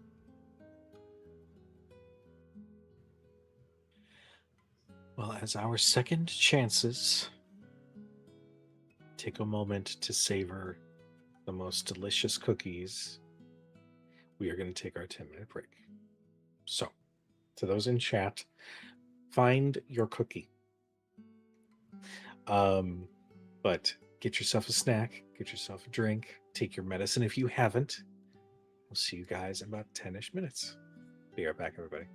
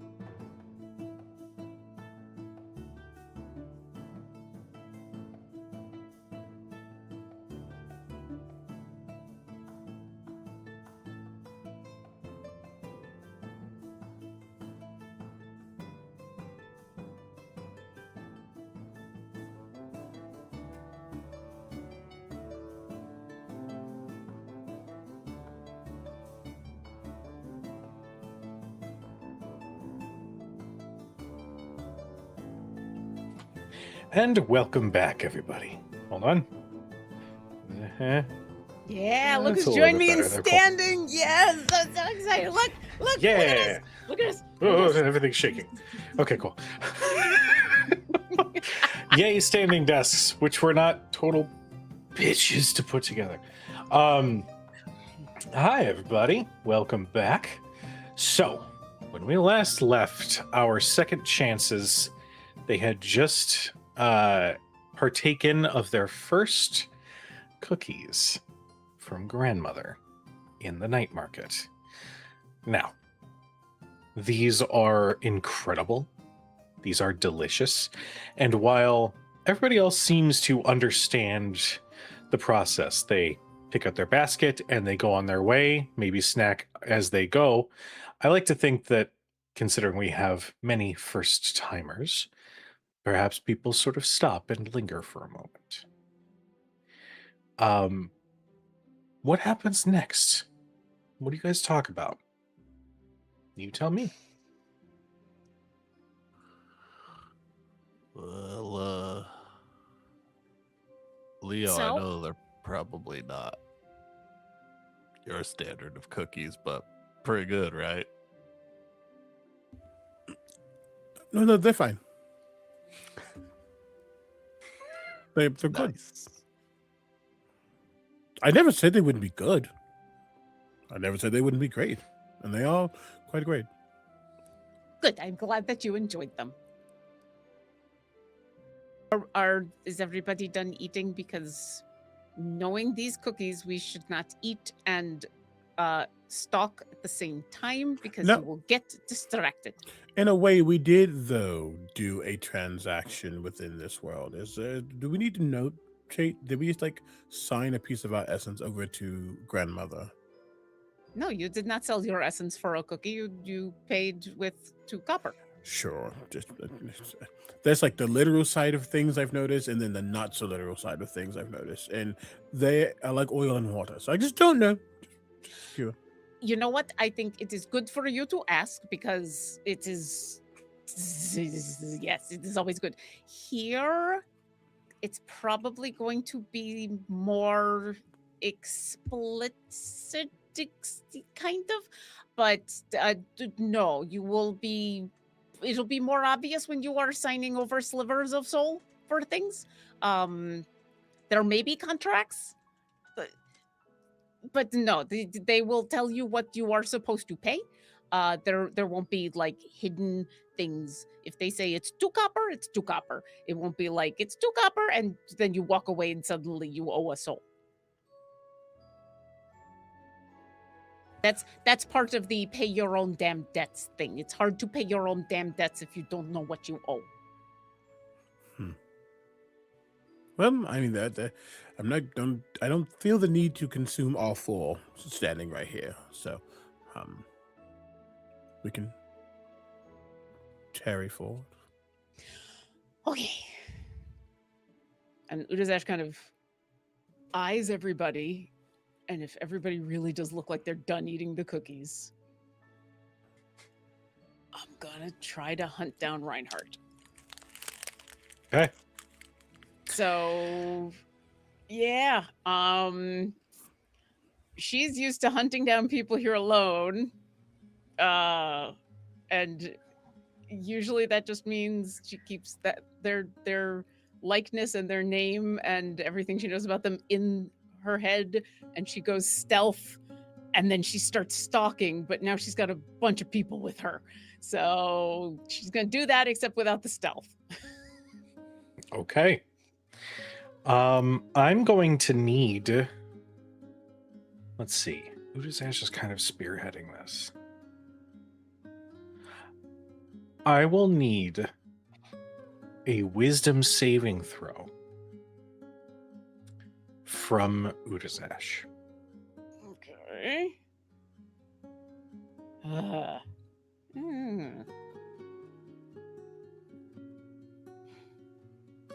I don't usually do this with a group of people, and that's so distracting. It's really hard with a group that I have to watch. It's a 6.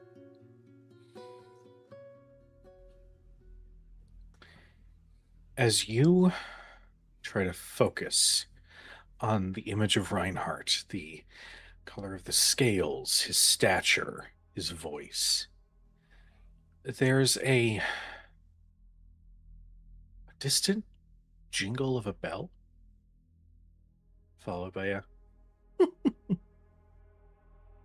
that for a moment, as you're trying to focus, it's like your mind goes, "The hell is that?"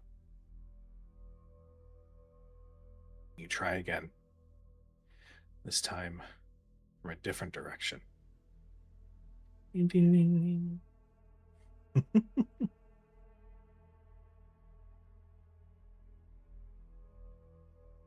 Try with third time. I have to ask: is this echoing through us, or is Yes. it just? Oh, it's you all can hear it. If something else, not just in Udazash's mind, but there's in these. Is he sensing another mind here, or is this like a? I can't explain Well, that great right now. I am actually going to ask Leopold for an intelligence saving throw. Okay.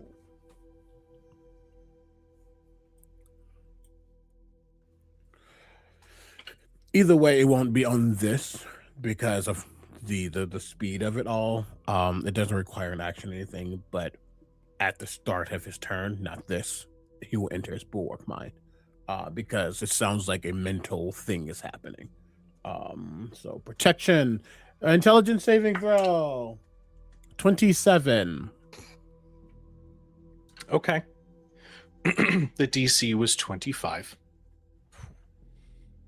As you extend your mind to your surroundings, there are what feels like hundreds of minds around you. Minds that are ones that you can understand in how they are constructed. Cohesive thought, feeling, memory. Others are constructed completely differently. And so for a moment, you feel that momentary confusion as you're adapting to what the minds of these otherworldly creatures around you are like. However, there is one that in your sense, yes, Teddy, thank you. In your sense, I hate that he's so audible. As you focus on this mind, it literally moves from one side of the night market to the next. And then again. And then again.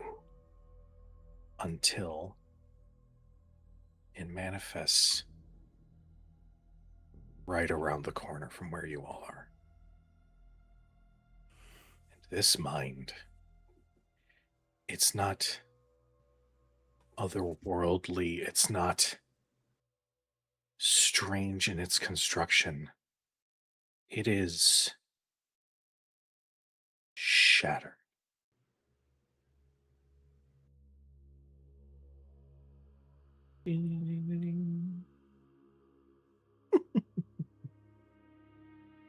From right around that corner, that stall next to you.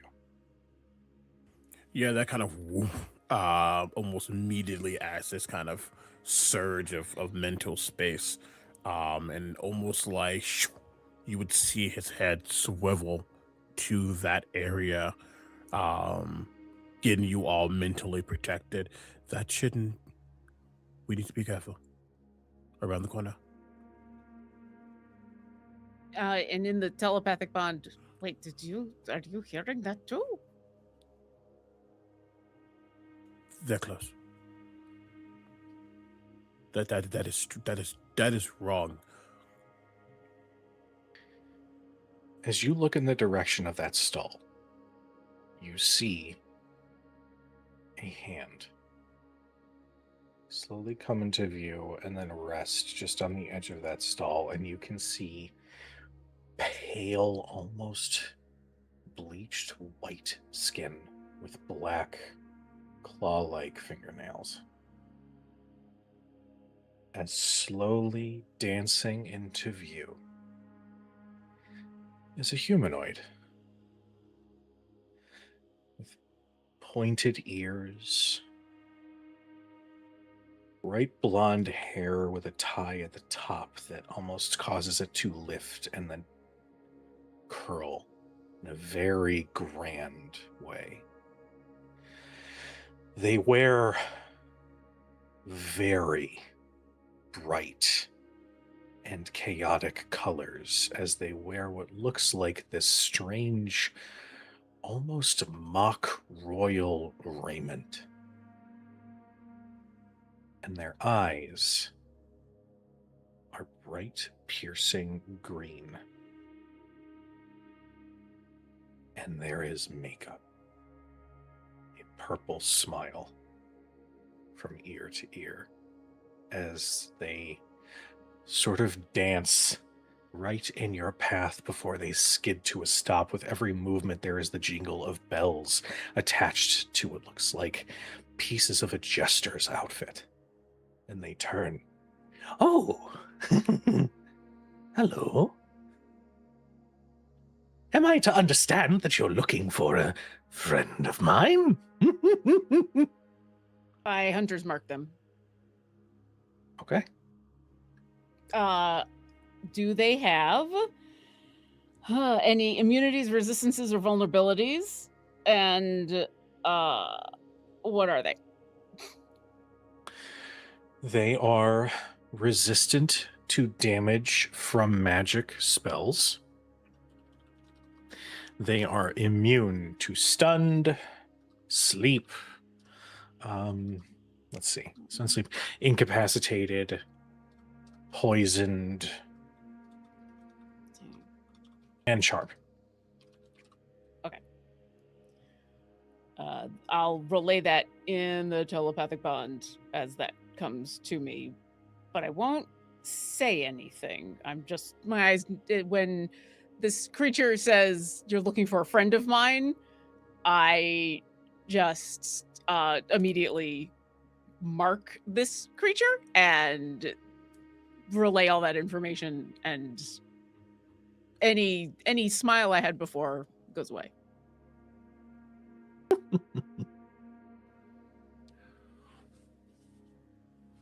Does the market around us, is that all still normal, or is it Mhm. frozen, or Everything is business as usual in the night market. does anyone else seem to be looking at this individual other than our group? Not particularly. This place is home to many creatures and many individuals, both terrifying and otherwise. This would just be another individual.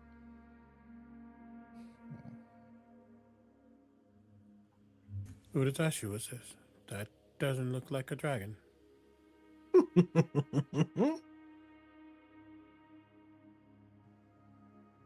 You said out loud or telepathically? This is all in this space. That is primary to him at points. Telepathically, I say, I don't know. I don't know who this is, right? I'm gonna say no. Okay. Just making sure. It's Udazash. Yeah. I do not know. Out loud, I will say, who are you? How rude of me. I seem to have forgotten my manners in my travel here. How could I be so foolish? Kefka. At your service. And that smile extends way far past where it should on his face.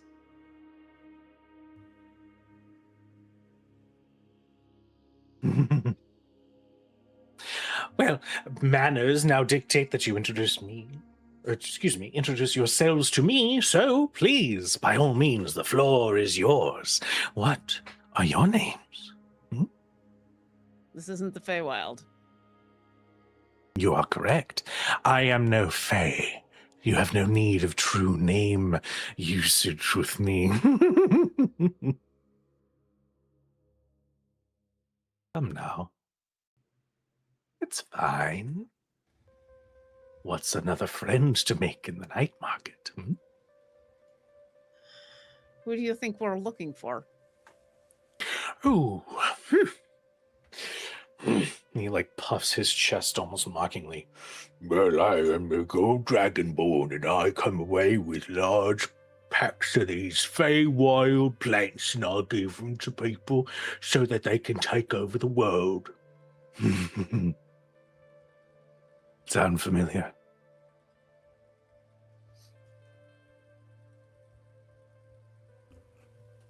Why are you involving yourself with our journeys?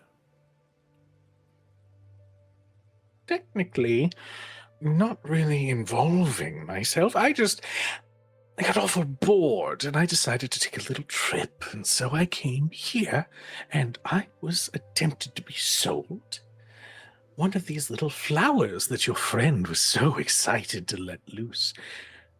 And I found him very interesting. And I decided, well, I could use a friend in these strange lands, so we became fast friends. Inseparable, really.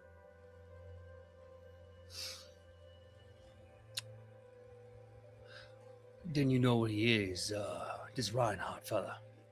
Ah, there it is. He was so weird about giving out his name, not so dissimilar from you lot. Yes, I do. He's with my stall, you see.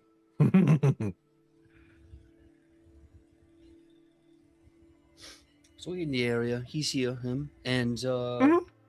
and you two fast friends, like you said. Oh, yes, the best.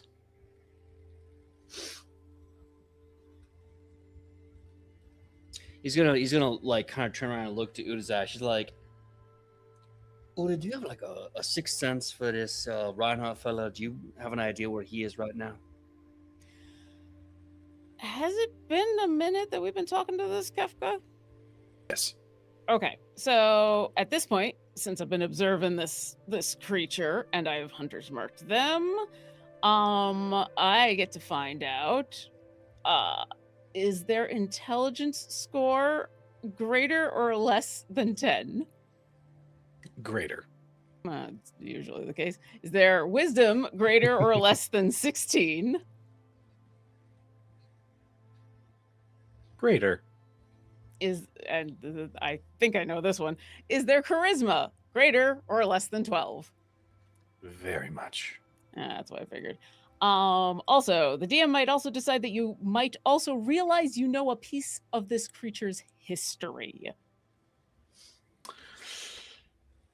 I am We actually established going I to don't- say, Yeah. I'm going to save that for this individual. You would, like, you're pretty sure with how loud his very presence is, without saying a word, you're pretty sure even with your loss of memory, for some reason this individual would stick out. Yeah. Okay. And Marcus, when you asked that question, did you ask it out loud or in the mental link? I think to be safe, I'm gonna put mental link. Okay.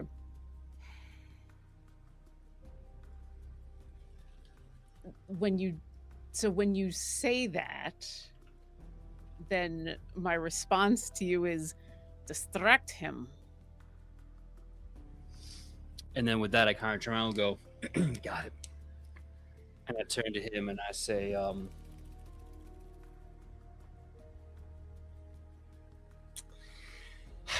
so, Kefka, buddy, oh boy.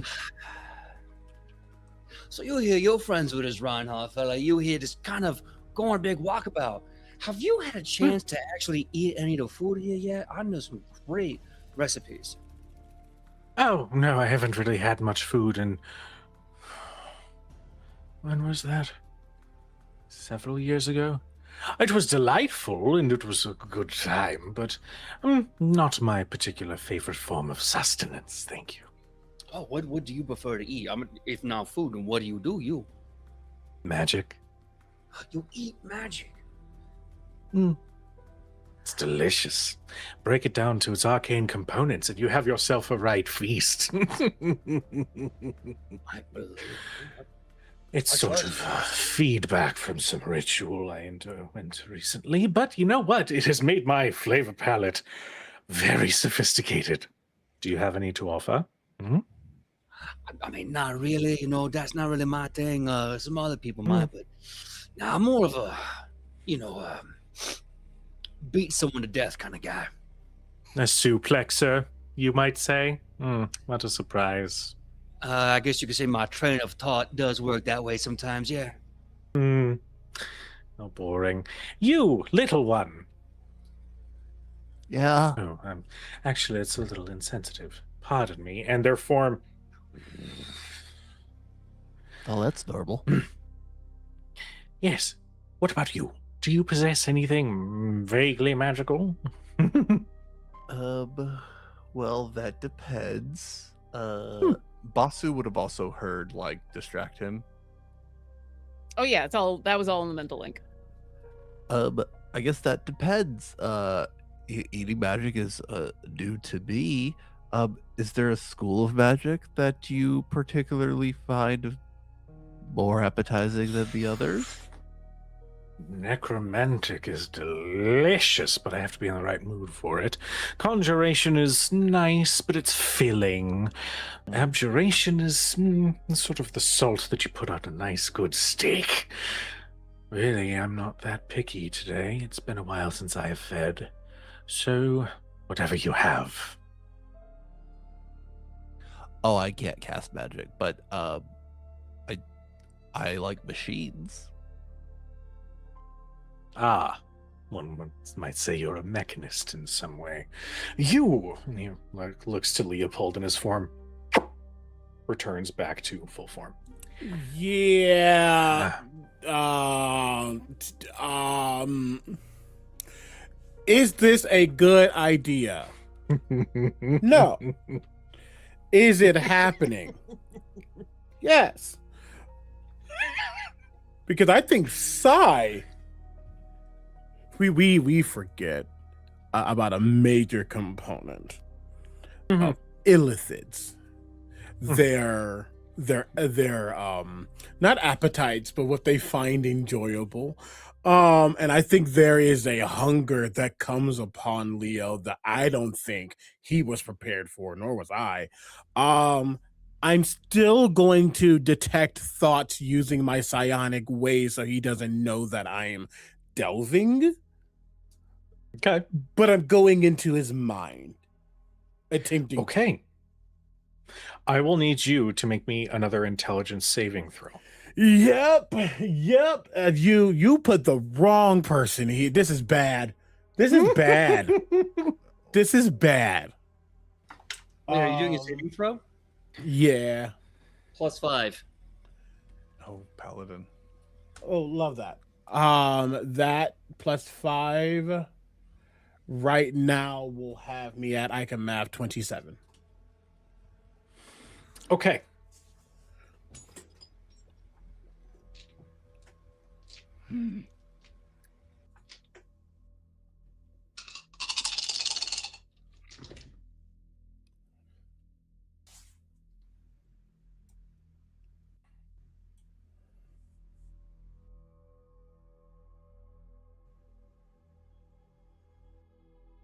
That is going to be now I believe you're resistant to psychic, but that is going to be 26 points of psychic damage, reduced now to 13. Heard. As you extend your mind into this individual, you are immediately met with feedback of both magic and pure, unadulterated mania. You feel this wave wash over you, and for a moment it's like your knees go a little weak just with the pure vibes. You catch That's this individual, from whatever world that they were once a part of, ascended to a level that was divine.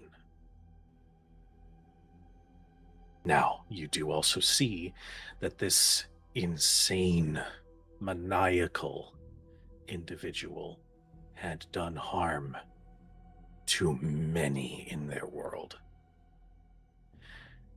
But you did see that there were individuals who managed to overcome his divine power and strike him down. Yet, as with many powerful beings, they may die in the moment, but true death for a divine is different. And so, seeing that his throne had been taken, he decided to move on, losing a great deal of his power, but still being a very accomplished arcanist. You see that he has jumped from realm to realm and has been lingering here for some time. Perhaps out of a passive interest at this crossroads between worlds, or because he is simply bored and has decided to make this his new playground.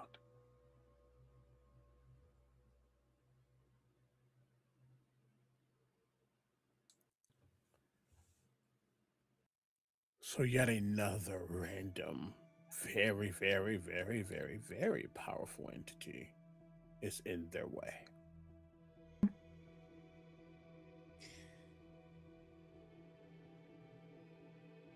Go for it.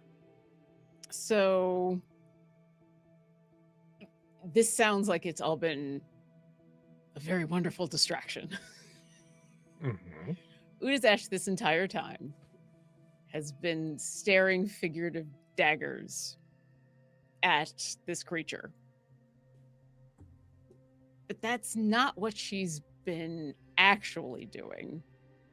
Because as soon as Marcus has grabbed this creature's attention and he's gone off to, make fun of Marcus, make fun of Basu, and Leo is obviously doing something because even Udazash can read that something's going on. Udazash is going to try to once again find out where her quarry is.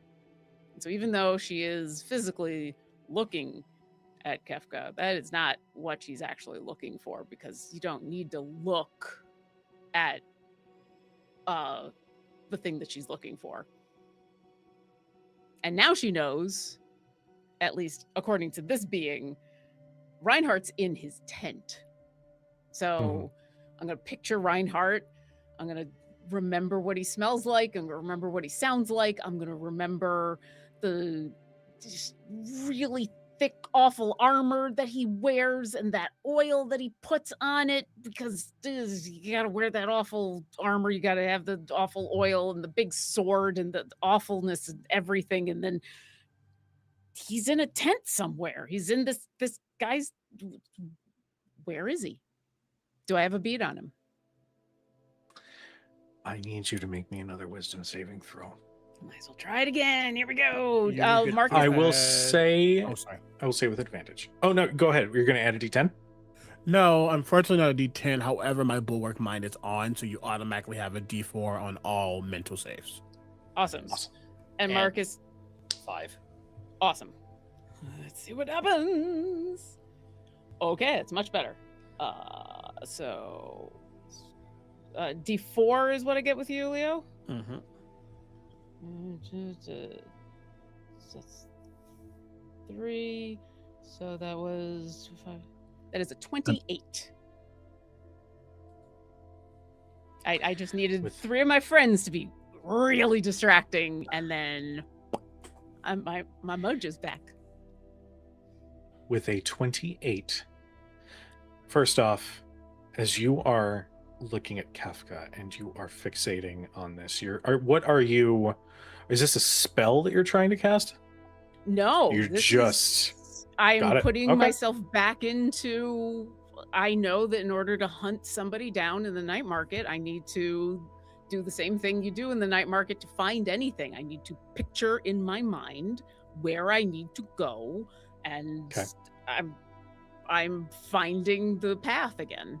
But he was Okay. jingling before, and now he's not jingling in my mind anymore. Well, as you are trying to focus, there is a moment where the bells on his outfit do jingle, but you push straight past that focus-wise. You can see a small, ostentatious, gaudy tent at the very far end of the lane that you are at.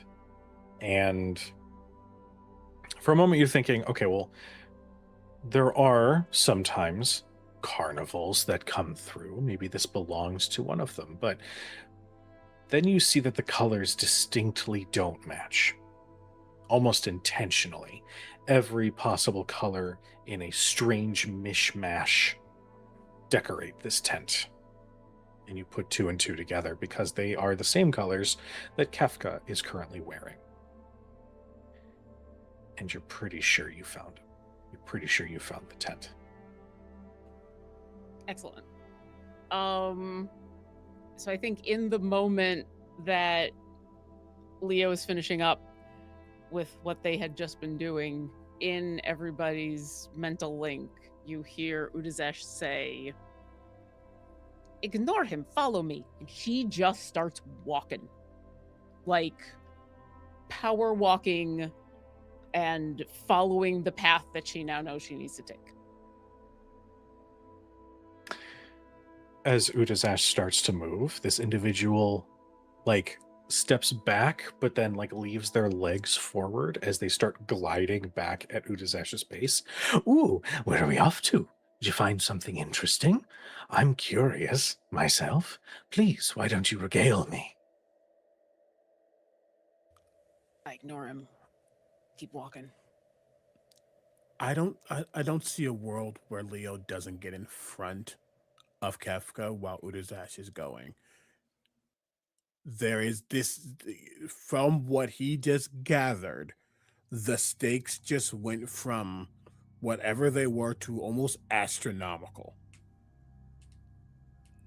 If our quarry is Reinhardt and this person is now connecting himself to Reinhardt, and we know we need to get Reinhardt to even have a chance to get out of here, he's putting himself in between and will be an active bulwark. I don't know what that looks like. That might be really bad for Leo, but there's no way he doesn't do that.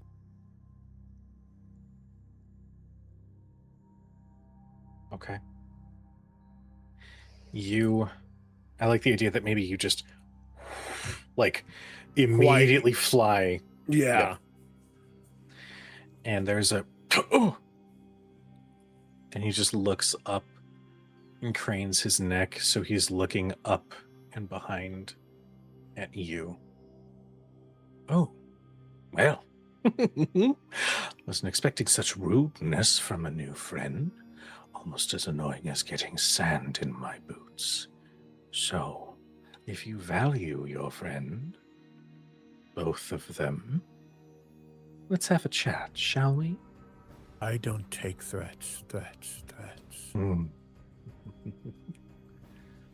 Good.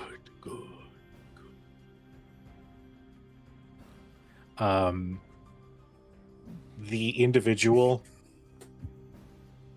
and their form disappears from sight.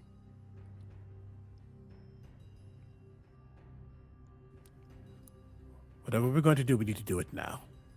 Follow me. I know where Reinhardt is. I don't care about this other being. As soon You as know? Reinhardt... Yes. As soon as No. Reinhardt... You feel confident in that word right now? Yes. No. Dimension door. Okay. I take. No. We're not running. Well, here's the question. Dimension Door, you can bring, I think, one person with you. That's the Basu and question. Marcus are like, I think Yeah. Leo killed that guy, and then they disappeared. Yeah. If can Leo, I? that was the quickest kill I've seen you make. Yeah. Are we? Woo! Are we within? Yeah. If we're not within striking distance of the tent, I think Leo. As soon as you go to do that, I go. No, not yet. We're staying together. I need you all with me. As soon as Reinhardt is dead, we get to leave. I don't care about this other being. I'm just putting this out there. We all preparing to kick that clown's ass, right? Us, because he's connected to this guy. He pulled a hanky Spanish act. If we can. If we can, okay. We need to focus on everything but that right now. We need to move. I will listen to Uda's ass. That spell will not be cast. Okay, you're right. That's only it would only take 2 of us, and 2 of us would be stuck here like Father help. Yeah. My boy, Father help. And it's Marcus. Yeah, and if they don't know where they're going, Yeah. So Yeah, I'm walking very quickly, but not so fast that they can't keep up with me. And yeah, I am in bloodhound mode, and there is almost nothing that can stop me from hunting right now. Then instead, just slight retcon, instead of it being Dimension Door in which we all teleport away and find safety, I'm just going to put a barrier upon you, knowing that you are the crux of this. I'm going to cast Sanctuary on you. I need everybody to make me a Constitution saving throw. Why, y'all? Look, it's okay, y'all. You near me, you get a +5 anyway, you. Does this include the charmed or frightened condition? No. Okay.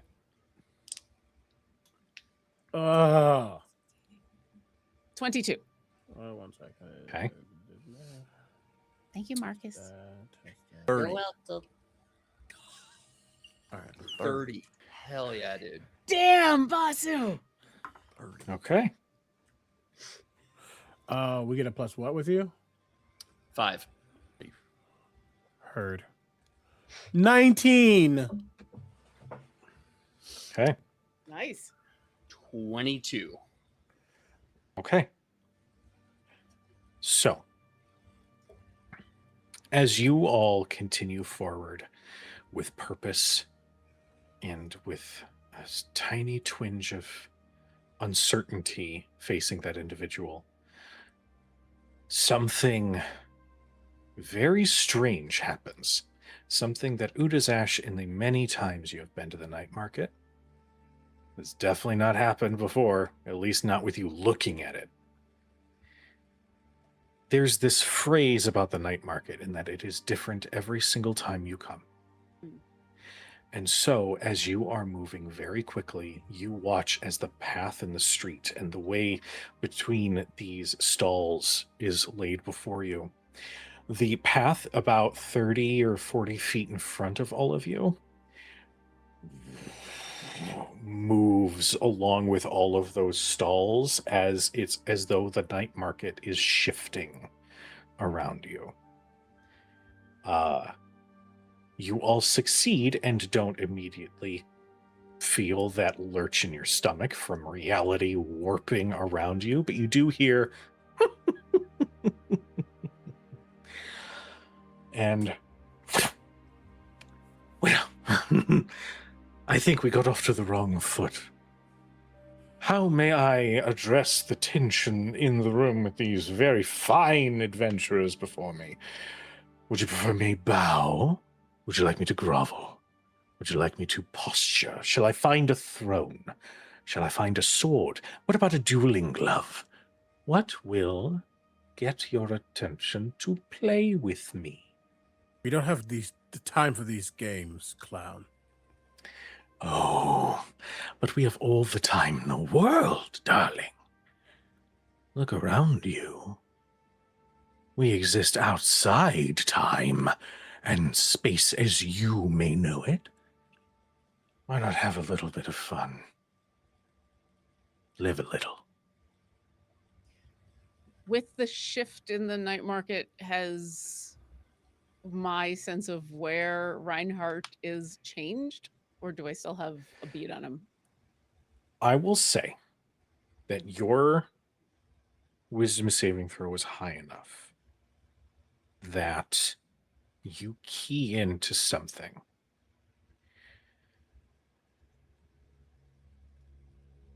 There are now no creatures around any of you. In fact, the smell of the cookies has gone. The sound of music is gone. It is painfully quiet. And you've recognized a glimmer before, or excuse me, a glamour of fey magic from time to time. This, whatever just happened, has put you in a sort of pocket dimension mimicking the region that you were just in. And it seems the individual before you is the one who cast it. You can definitely smell, and you don't feel that little spark in the air. Now it's stale. You are not where you were a moment ago.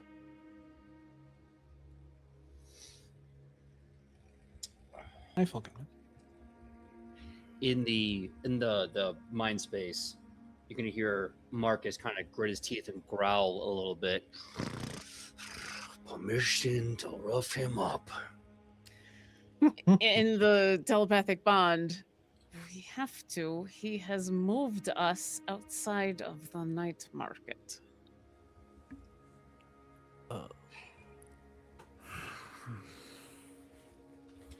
Well, maybe if I hit him hard enough, this spell go away, and then we can get on business. I don't know if it's a spell. I think he's just moved us somewhere else. Whatever it is a problem for us. One more being playing with us like we are toys in their sandbox. I'm gonna look at this guy and go, why do you care about Reinhardt so much?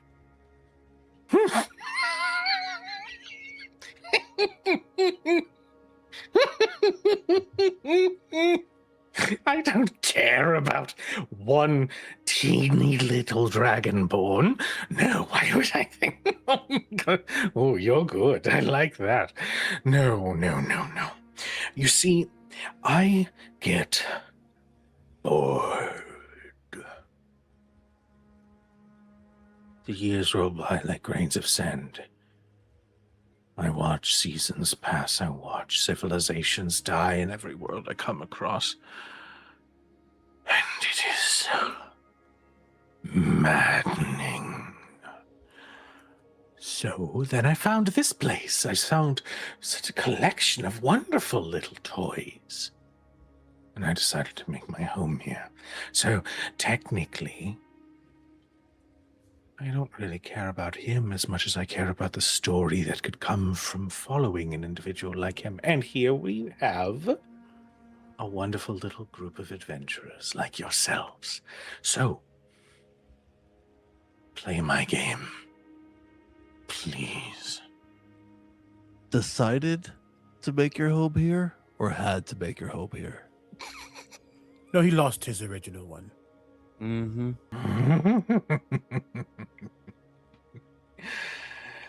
A stroke of luck on the side of those wastes of space. And yet still to be fact.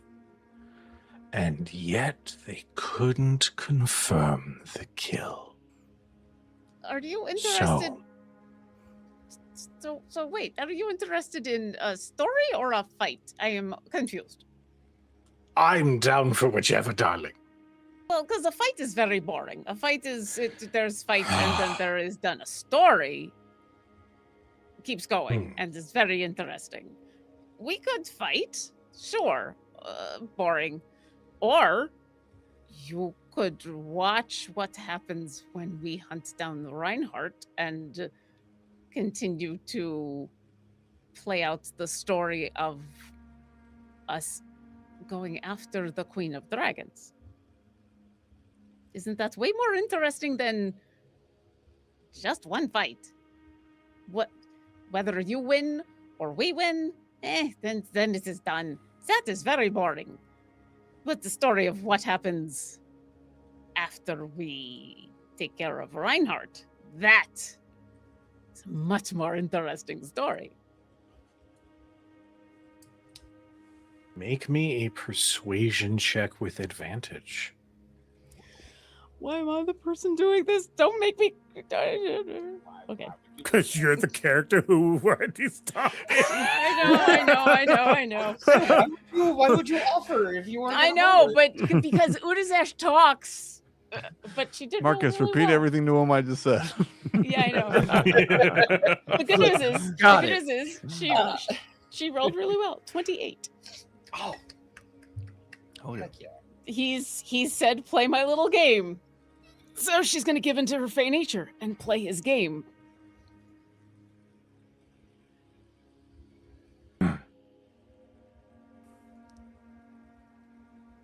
All right.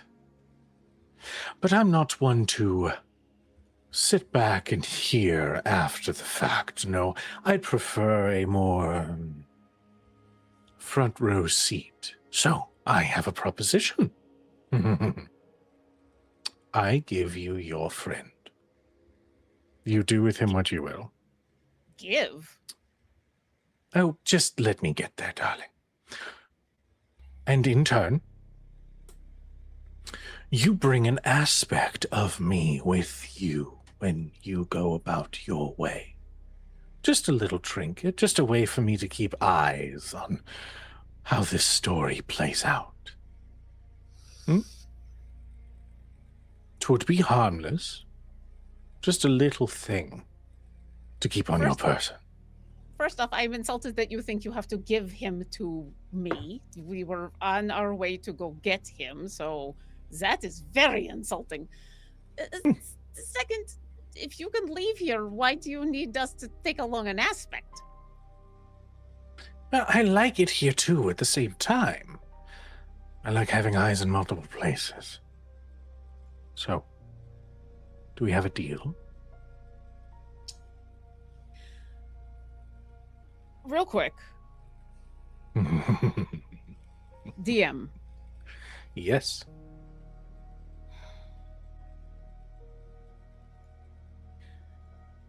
That mirror that Tasha gave me, Yes. I say a place in the Feywild and it shows me that place. Yes. Does it only work for places in the Feywild? If I was to give it to him and he was to say my name, could he then see me? So instead of me taking along a piece of him, He'd be taking a piece of you.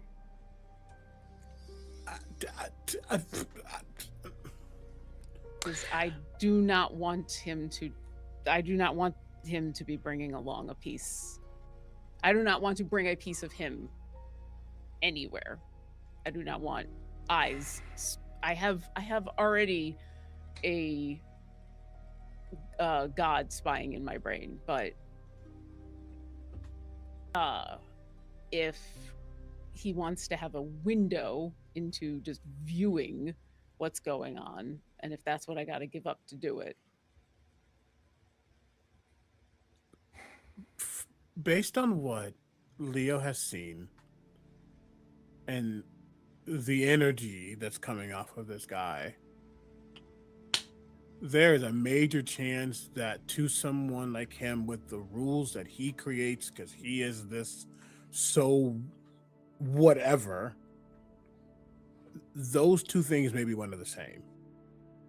Giving him the part of you might just be as potent as him being with us. Well, And this is an individual who has effectively what Tiamat is trying to do, has done and got ousted, but has done. This is a major problem. well, the idea is the mirror only lets you view a place. It doesn't. There's no transportation. So Does he follow would- those rules?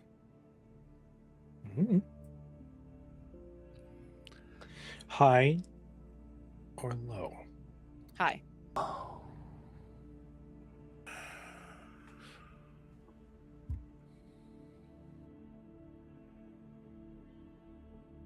That is high. Yes, he would be able to see you. Only see you.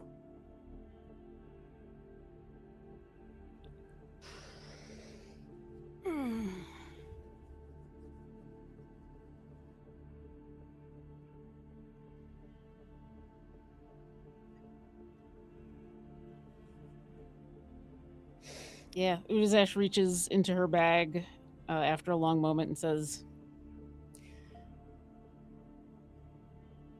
I can't take you with me because I've already got a passenger with me that would be complicated. But if you are looking for viewing entertainment, and she pulls out the small hand mirror that Tasha gave her, and kind of rubs it a little bit, like she's buffing out a bit of a smudge.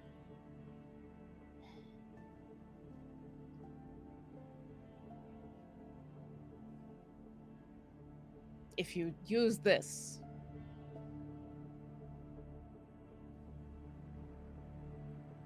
and you say my name, you will be able to see me.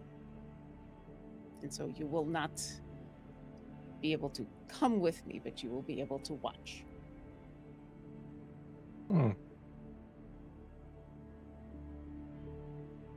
The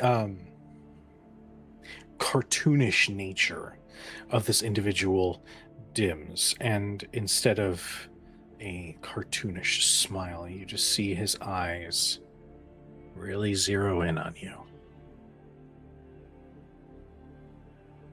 It pains you to offer this to me, doesn't it? Yes. Hmm.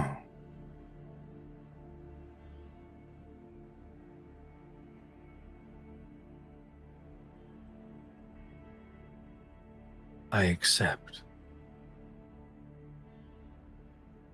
She hands it over. That's a little mundane. What is your name? My name is Udazesh. What is that? And the reflection fades and shows your form standing exactly where it is.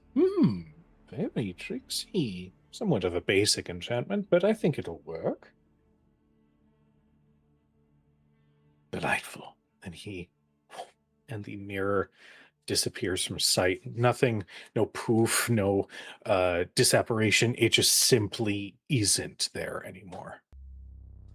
Well, thank you for entertaining me. I'm so excited to see where you go. One moment, please. And the moment his fingers snap, you are back where you were. Kefka is gone. The tent is still there, but it doesn't have as much of a luster to it anymore.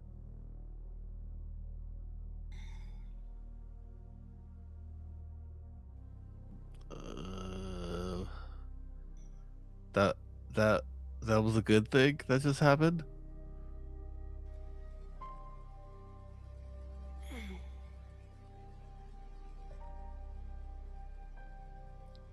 Do I feel Reinhardt in that tent? Yes, you do.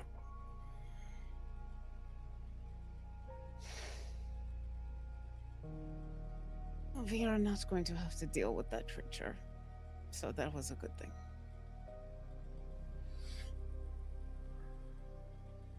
For now, Urazash, that was your window. Back here. Back to the Fae.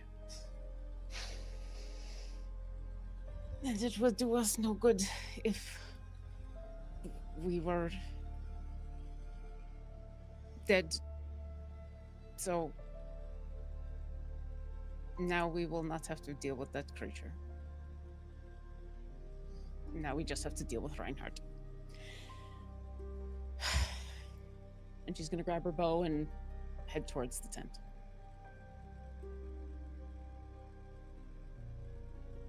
We follow. Basu follows. Okay. As our second chances walk with a little bit of a heavier step, knowing that Utazash's window to her home has now been sacrificed, it is here that we're going to end tonight's session. Boy. Could have gone a couple different ways, but... But before we wrap up tonight's session, we have a wonderful cast we would like to reintroduce. So I'm giving it over to our cast. Let them know who you are, where we can find you. Hi, I'm Lauren Urban, she, her. You can find all the stuff I'm doing at my website, lauren-urban.com. You can also find me at Gen Con in 3 weeks? In a couple of weeks. If you happen to be going to Gen Con, come by the WizKids booth where I will be there for times. for as Unazash would say, for time. So yeah, let me know if you are at Gen Con and come on by the WizKids booth because I will be there. I will be around and you can come by. We have a photo booth, and so you can come take pictures with all sorts of awesome creatures. And yeah, if you are doing awesome things at Gen Con, also let me know so that I can come and support your awesome things. And yeah, I'm just happy to be playing with these people again because cookies. Hello, my name is Omega Jones, also known as Cryptbart across all social media channels. I will also be at Gen Con doing many things, including Oops All Himbos on Friday. And I am one of the GMs for Cobalt Press, one of their VIP guests running some games for them as well. So just look at the Gen Con schedule for all of the information. There's more things also happening that I technically can't talk about yet, but they'll be revealed sooner rather than later, I assume. But yeah, that's that on Gen Con. The only other major thing is that next Monday, officially starting over on twitch.tv / Captain Robert, we have Weave Walkers, which is a new campaign with myself, Nerd Immersion, good old Jake, and Celeste Conowich. It's a wonderful little group we got happening over there where we're gonna be. That's spoilers, but yeah, Weave Walkers on Monday evening, and then Monday evenings from there. That's me. Sorry, that whole group is awesome, but it's good to hear Celeste's name in the actual play again. So yay. Hello, I am Tony Rodriguez, aka the Encountersmith. You can find me at Encountersmith everywhere. I just partnered with Roll20 and made a video for their YouTube channel on how to get started using Dungeon Scrawl, their integrated map maker to make fast maps quickly in Roll20. So check out that guide, support me there, and then go find all my friends at Gen Con. I'm sad I can't go, but we have a lot of people, a lot of cool people going, and they're doing a lot of cool things. So go check them out.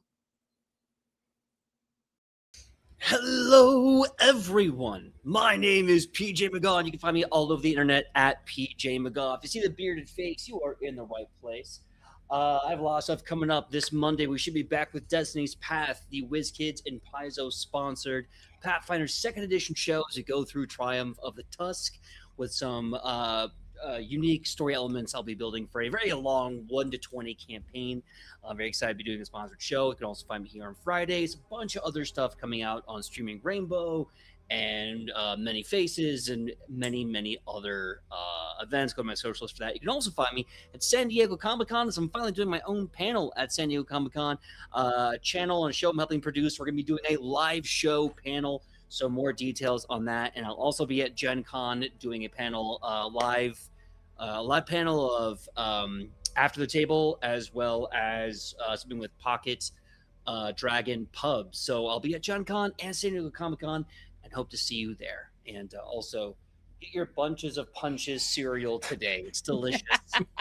It's delicious. And I am Cujo. You can find me all over the place as either Cujo Plays Games, or you can follow Crit Hit Chronicles for official show announcements, highlights, updates, that sort of thing. As PJ mentioned, and as both of us are wearing, we have merch shirts for our Baldur's Gate characters. You should go pick them up. This one's for Basu. I had a lot of fun with this one. Also, it took fucking forever for that fucking cereal box that is on PJ's chest right now. But yes, streaming schedule, as PJ mentioned, on Mondays you can check us out for some Pathfinder, which is a incredible game. PJ is absolutely killing it as a storyteller. I'm still proud of him. On Tuesdays you can catch us for Bitten, our post-zombie apocalyptic fantasy adventure, where I play a grumpy little spellboy who's struggling. Thursdays you can catch us for this upcoming Wednesday, you can catch us for Sagas of Anima, some more Daggerheart with a collaboratively built setting. And Fridays, congratulations, you found us. And if you are a fan of my voice, go check out The Road to Hell, a Hunter the Reckoning chronicle that just released its finale yesterday. And I've been getting messages about the ending.